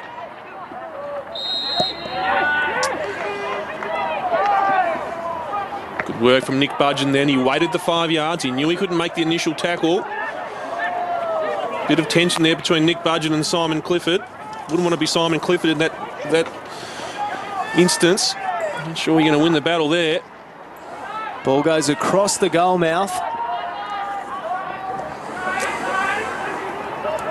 Reed was cut off though.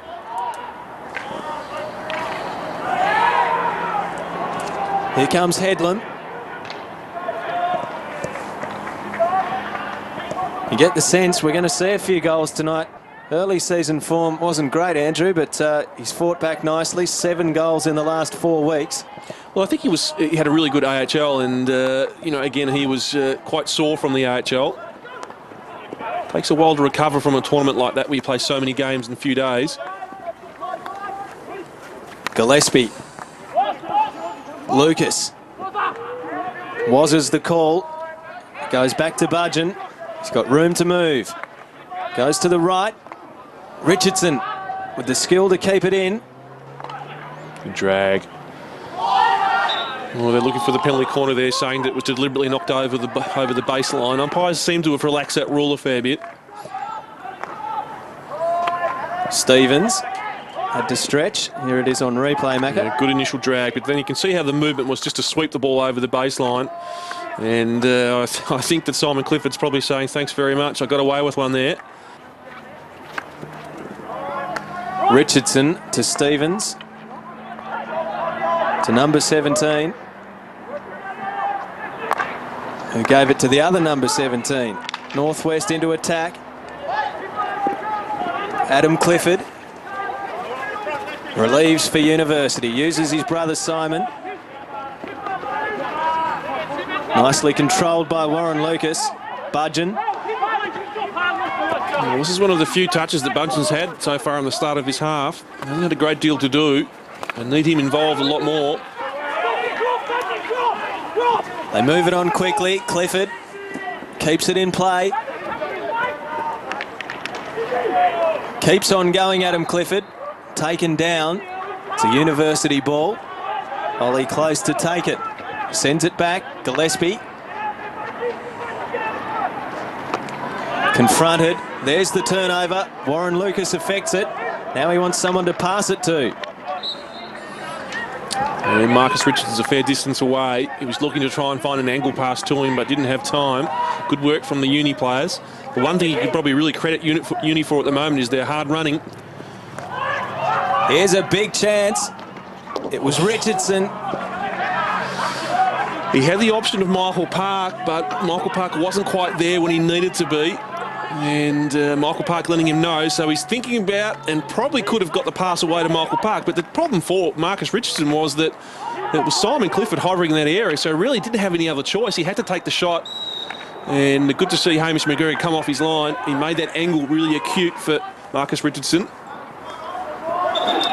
Probably first real good goal scoring opportunity for Northwest Grads.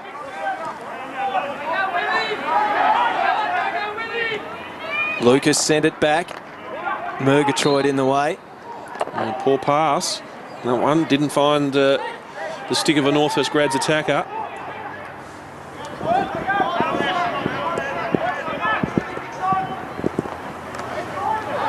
Reed.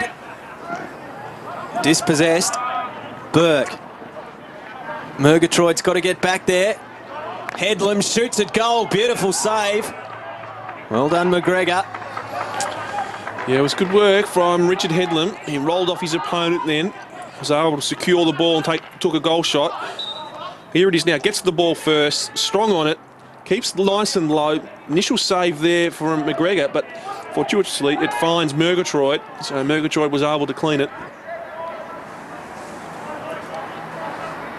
University leading 1-0. Played almost 21 minutes in the men's semi-final. The sudden death final here at the Tasmanian Hockey Centre. The winner to go through and play, the winner, or the loser rather, of the match between Derwent and OHA. Well, I think that North West grads are starting to be a little bit long, and one of the patterns we're seeing is that often when North West grad strikers or midfielders get the ball in the front 50, that there's no real options close, but University full of run, as we're seeing now. It's Isles who breaks, knocks it to a dangerous position. The follow-up from Close. Desperate defence from Jacobson. And I think probably the other thing, Alistair, is the use of the aerial. I mean, there's been so much used of it in this game so far by University, and that it may well have been that Rod Clifford, the coach of University, said to them last week, let's not use it. Here's Andy Isles' pass across, but Ben Crease again off his line, and you saw the sliding David Hughes there, in there for the deflection. So it may well have been a really good ploy by Rod Clifford. Don't use the aerial, and then we'll surprise them in the final, and they've certainly got some good use out of that. Rod Clifford, he knows an awful lot about hockey, don't worry about that. Don't think he gave himself too much chance of trapping it. Again, another good aerial. Looks like Isles on the burst. Close inside the circle, it gets to him in the end. Can he finish it off, Ollie Close, in a penalty corner? Well, the use of the aerial from University is really causing some problems for the North West grads defence, and they're getting caught off guard. Good decision here by Andy Isles, passes the ball off. He saw Ollie Close just lurking in behind the opposition. Ollie secures it, and then there's a tackle from behind by Jago, but again, Ollie Close strong enough to be able to force the penalty corner. Good chance, probably Murgatroyd here, I would have thought, and he could be quite deceptive with his flicking. It's going to be Reid to fling in.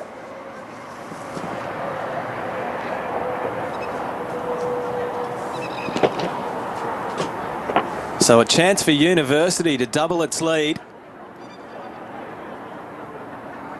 Ollie Close sets himself for the trap. They've broken. Yeah, Marcus Richardson running number 1 here, I think it is.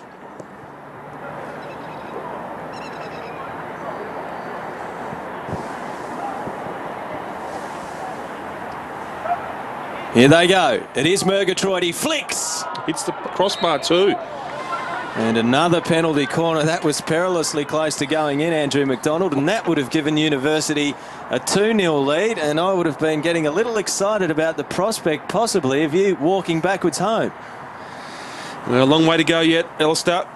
Great trap here initially, and then you can see the initial sort of save, I think it was, from Ben Crease, came off his glove and hit the crossbar. Only a fraction of millimetres before it would have been in the net. This is how good Murgatroyd is. First one missed narrowly. Second one saved again. Well done, Crease. Well, it was a good save for Ben Crease because in actual fact he went to ground with his knees. So he had to keep his left hand right up nice and high. Normally what happens with flicking, goalkeepers try and stand as much as they can rather than dropping to their knees. And he really got his left hand up and made a great save. Michael Park working hard for Northwest. Burke. It'll be a Northwest ball. They're keen to get on with the job. Yep, here comes a card because the auto pass was taken by James Burke and you're not allowed to tackle within that 5 yards. I think it's Andy Isles here. He's getting spoken to by Simon Moore. He'll get a green card, but I think that's a green card to everyone now. Next person who tackles within that 5 yard period of an auto pass, look out. And Rod Clifford's decided to give him a bit of a rest as well. So in some sorts he gets a yellow card anyway. Murgatroyd throws it in. So free hit for North West grads there because Andy Crawford was within 5 yards, not because the ball was tossed into the circle. Murray goes to Lucas. Oh, that's unusual play there by Warren Lucas, turning over possession and not finding a target. A bit of a worrying sort of style of play at the moment for North West grads if they continue in this manner. Richardson, they've got it to their danger man. Gillespie, though, got across.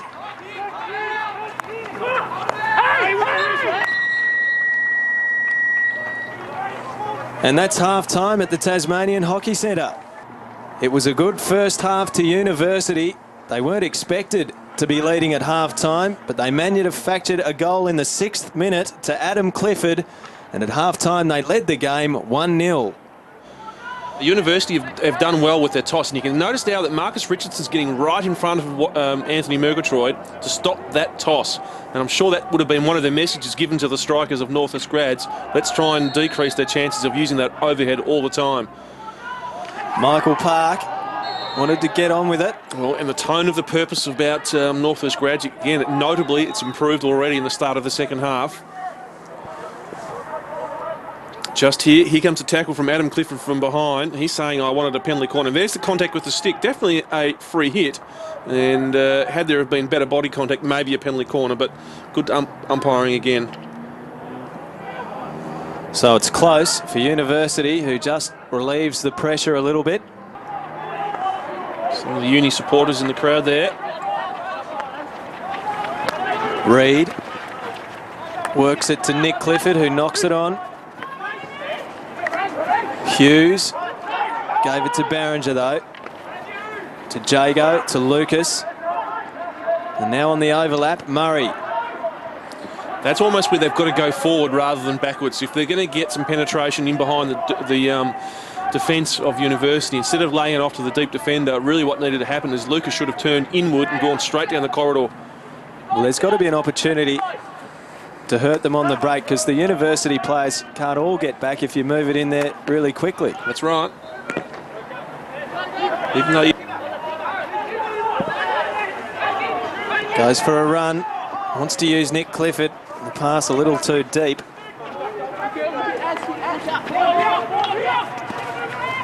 Budgeon breaks away, did well. Hurt too. And there was a bit of stone cold Steve Austin about that, Andrew. There was. Big bustling Budgeon. Through he goes. Poor old Ben Reid's on the receiving end of that one, and a little bit of the old head. About lucky there's an underlay underneath the turf full of rubber. Well, that'd be 2 weeks in a different sport, Andrew. Yes, it would be. My beloved Hawks, unfortunately. No, buddy.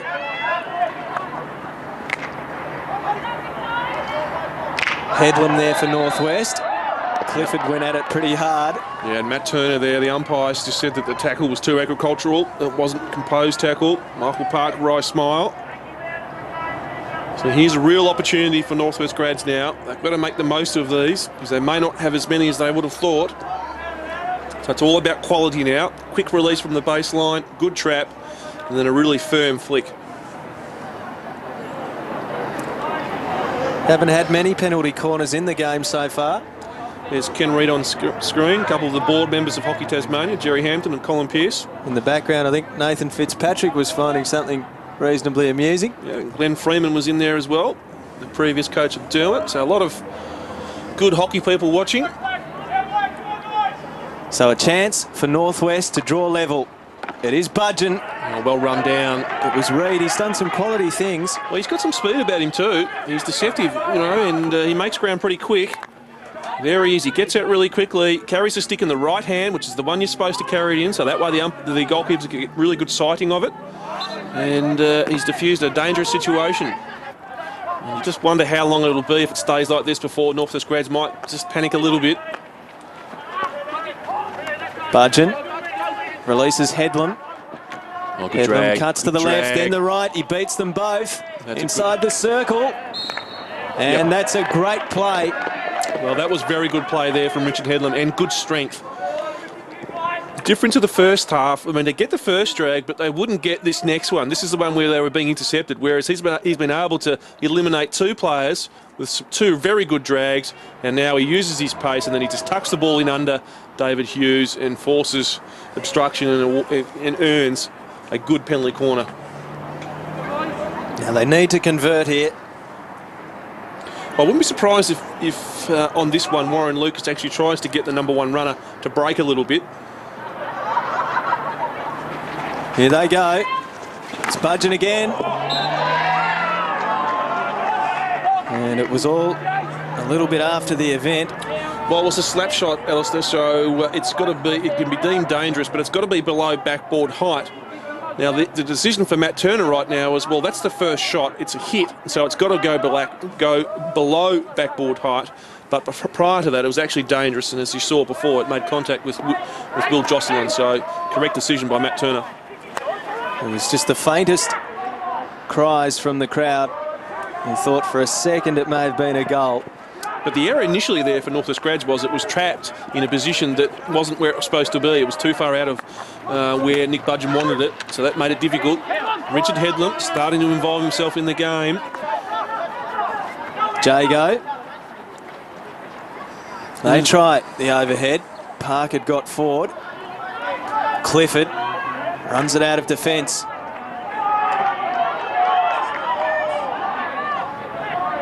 It looked like one of the university players wore this, Macca, in the stomach. Well, I think it's Will Jocelyn, and you can see it there, it goes bang, yeah, so it's straight into the, actually might even, yeah, it is Will Jocelyn, and so he gets it straight in the stomach, and as I said, it's a dangerous position to be in on penalty corner defence. I was never really known for my courage in standing on the post on penalty corners. That's part of the reason why, Alistair. Well, University was clearly the weakest of the four teams that made the finals with its win-loss ratio this season, Macca. University won 6 games, and Northwest, who finished third, they won 10 games. OHA winning 12 and Derwent 14, so there seemed to be a pretty large gap between the top 3 and the team in 4th. Oh, that's right, but doesn't count for much now. Finals are a completely different story, aren't they? Well, here's a dangerous pass. Marcus Richardson's going, thank you very much. He can release Lucas. Now, where's Richardson going? He's working his way forward. Murgatroyd's getting across to try and corral him. Good work from McGregor. He's off his line quickly. You can't sit back as a goalkeeper in those situations. Now it's University's turn. Crawford did just enough to keep the ball moving forward. Well, there's a really good pass option there for Adam Clifford. Opportunity for him to amend for that pass that was directed at Marcus Richardson. Here's Warren Lucas, and you can just see how Hamish McGregor gets there first.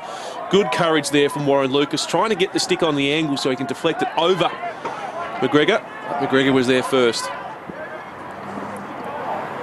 So, again, Richardson taking the free hit really quickly. You can see he's trying to lift the tempo of the game. And this is where I reckon we're in for some testing time now for University. Oh, I'm not sure about that one. Free hit, it's going to be blown as a penalty corner. I think Ben Reid, all he's done, the mistake was he went to tackle, but the ball made contact with his foot, and I think that Matt Turner, the umpire, has deemed it as deliberate. Well, fair enough, Macca, if it's inside the circle, but outside it. Well, let's have a look and see what happens. Well, I don't know that that's deliberate. I mean, really, he was in his motion already, and it was just really good, I suppose, in some regards, by the Northwest Grads player to put it in an area where his foot was going to land. But I'm not sure the intent from Ben Reid was to stick his foot out, because if it was, he should have got a card as well. Anyway, penalty corner for Northwest Grads. Their third of this half. Oh, completely mistimed by Budgeon. Things are not going right for Northwest. Gillespie. Nick Clifford breaks for him. He's gone. That's a yellow card. See you later. It probably will be 10 minutes. He's already got a green card, so he knows he's going to get a yellow, and there it is. Simon Moore might put his hand up in a second and signal how long it's going to be. Normally what happens is the umpire, here we go here, left to right drag, and then a bit of agriculture. Now, see, Warwick, he hasn't got the ball there, Warwick Gillespie, and so there's no need to actually make the contact, make the tackle. And so Adam Jago is going to have a bit of a rest. So Northwest Grads now down to 10 men and a goal behind. It is not getting any easier. Well, University be seeking for a goal. They're a man up at the moment and a goal up, and so they'd be really wanting to make the most of these opportunities. Poor outlet there again from Nick Budgeon there. Jocelyn worked it to Hughes, who gets it to Reid. In fact, it was Nick Clifford. Now Crawford. Trying to win a penalty corner. The cries go up. Budgeon bursts away. Yeah, good tackle from Nick Budgeon there. Nice and composed. Looking for the free hit and gets it.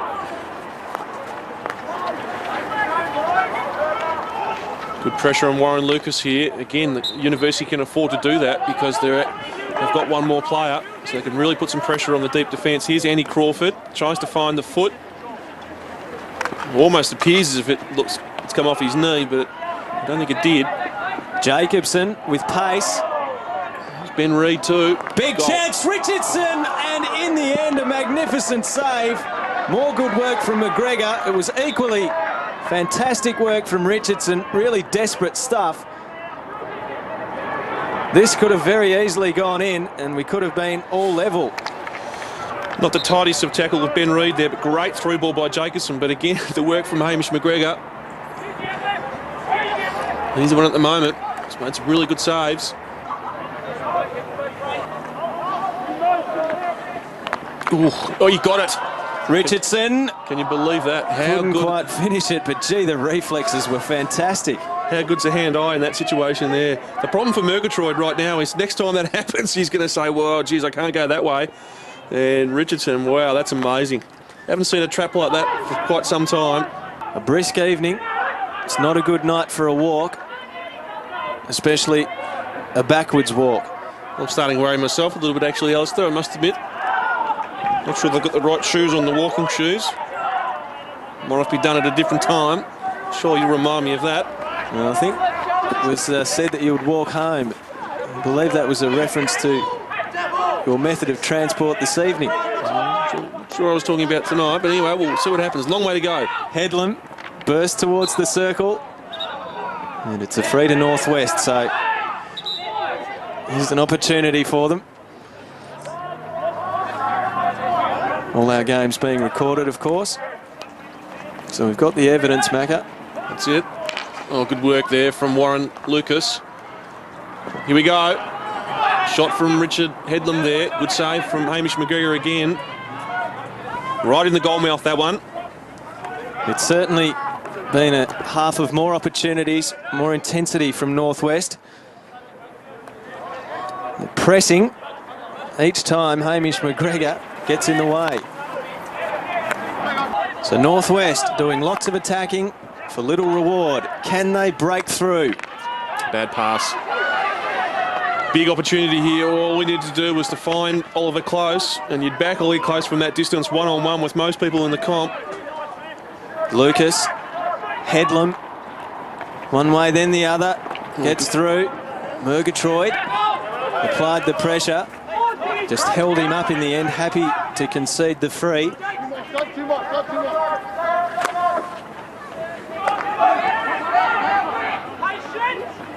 It's a game of defence versus attack, and for the moment, defence is holding firm. Headlam breaks towards the circle, gets rewarded. That might be a card as well.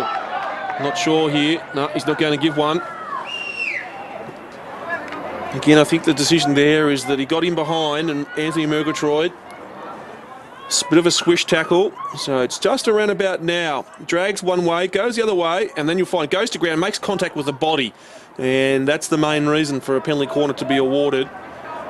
Bit of a clumsy tackle. This one is the one that really needs to go in, Alistair. Well, it must be their fifth for the half, Macca. So they've had some opportunities.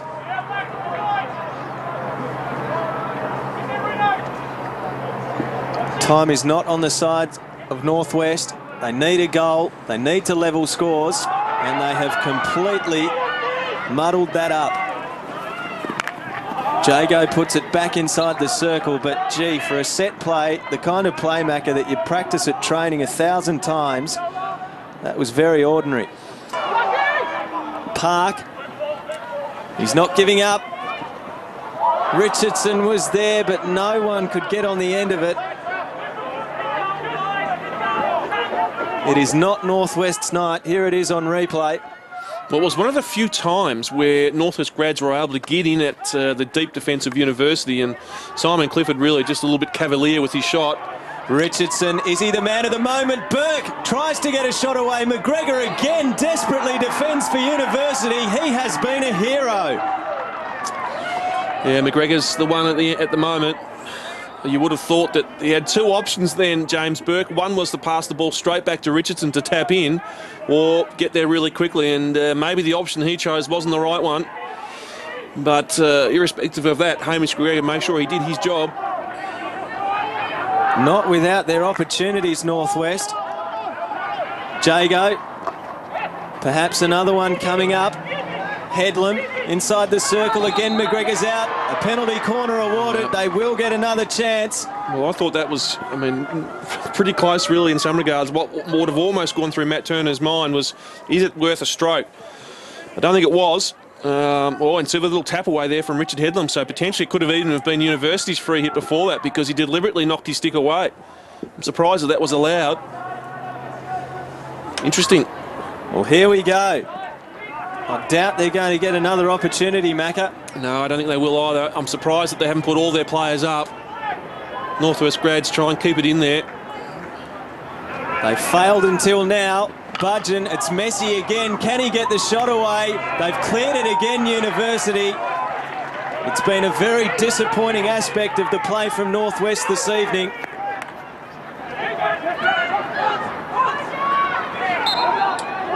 And it will be a Northwest ball. Warren Lucas gets it on quickly. Peters working hard for Northwest. Can't be long to go. That was very messy, that play. Headlam with urgency. They need to get it inside that circle. Try and work another penalty corner perhaps. And Clifford clears it out. In's the call. And what a win for University. No one rated University a chance of winning the game. The previous two games, they'd been thrashed by Northwest grads when the two teams had met. The underdogs have prevailed. 1-0, they advance to the second round of the finals. Northwest bows out in disappointing fashion. The only consolation for us is knowing that Andrew McDonald is going to walk home backwards.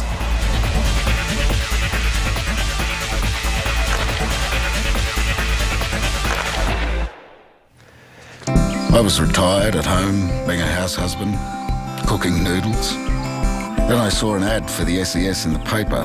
The SES is basically a combat agency for storm and flood, though we help out in a lot of other situations, land searches, evacuations.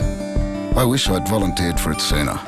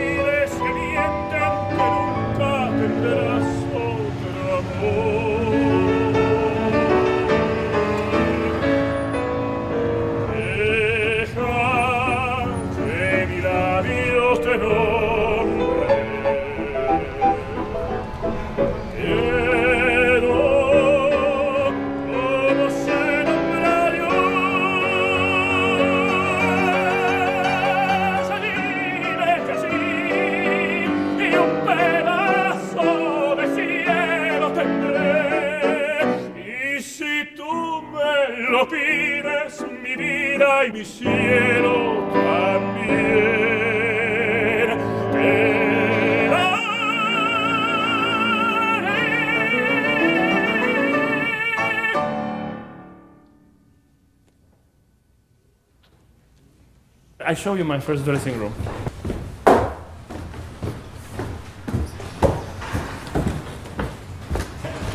Here they sell candies during the performances. And my very first dressing room was... Let me put some more light. This was my very first dressing room. The first time I sang professionally in my life was here. I sang Parpignol, and I loved it. Ecco giocattoli di Parpignol. 2 phrases.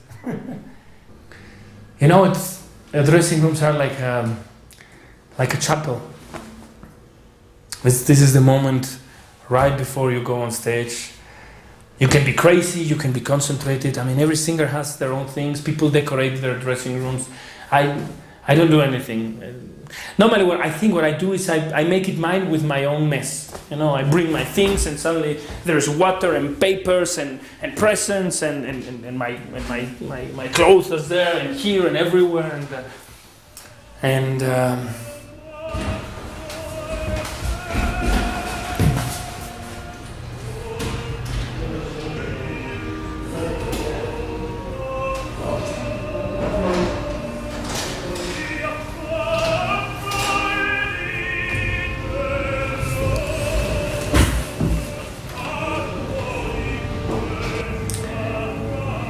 you know, when you get to a point where so many things happen, and many of them might be things that are not related strictly to what you do on stage. And when I was here, it was all about the stage. It was all about building a character, going for music, working with the voice. But I have to say, one has to be honest also. It was also, I wanted to go where I am, right from here. It was not like, well, I'm Parpignol here, let's see what happens. No, I'm Parpignol now, and I want to be one day singing Rigoletto at the Metropolitan. I remember myself, watching me. Watching me, and it's like, this is the beginning. This is the beginning. You will go to those dressing rooms, and from those dressing rooms, you will go to the bigger dressing rooms. You will be in the big dressing rooms of the world. And it turned out to be that the dressing rooms in the world are not as big as I thought. Bueno, te veo ahorita. Ciao. Sí, ciao. Mia, mia, quanto bella, quanto è cara, più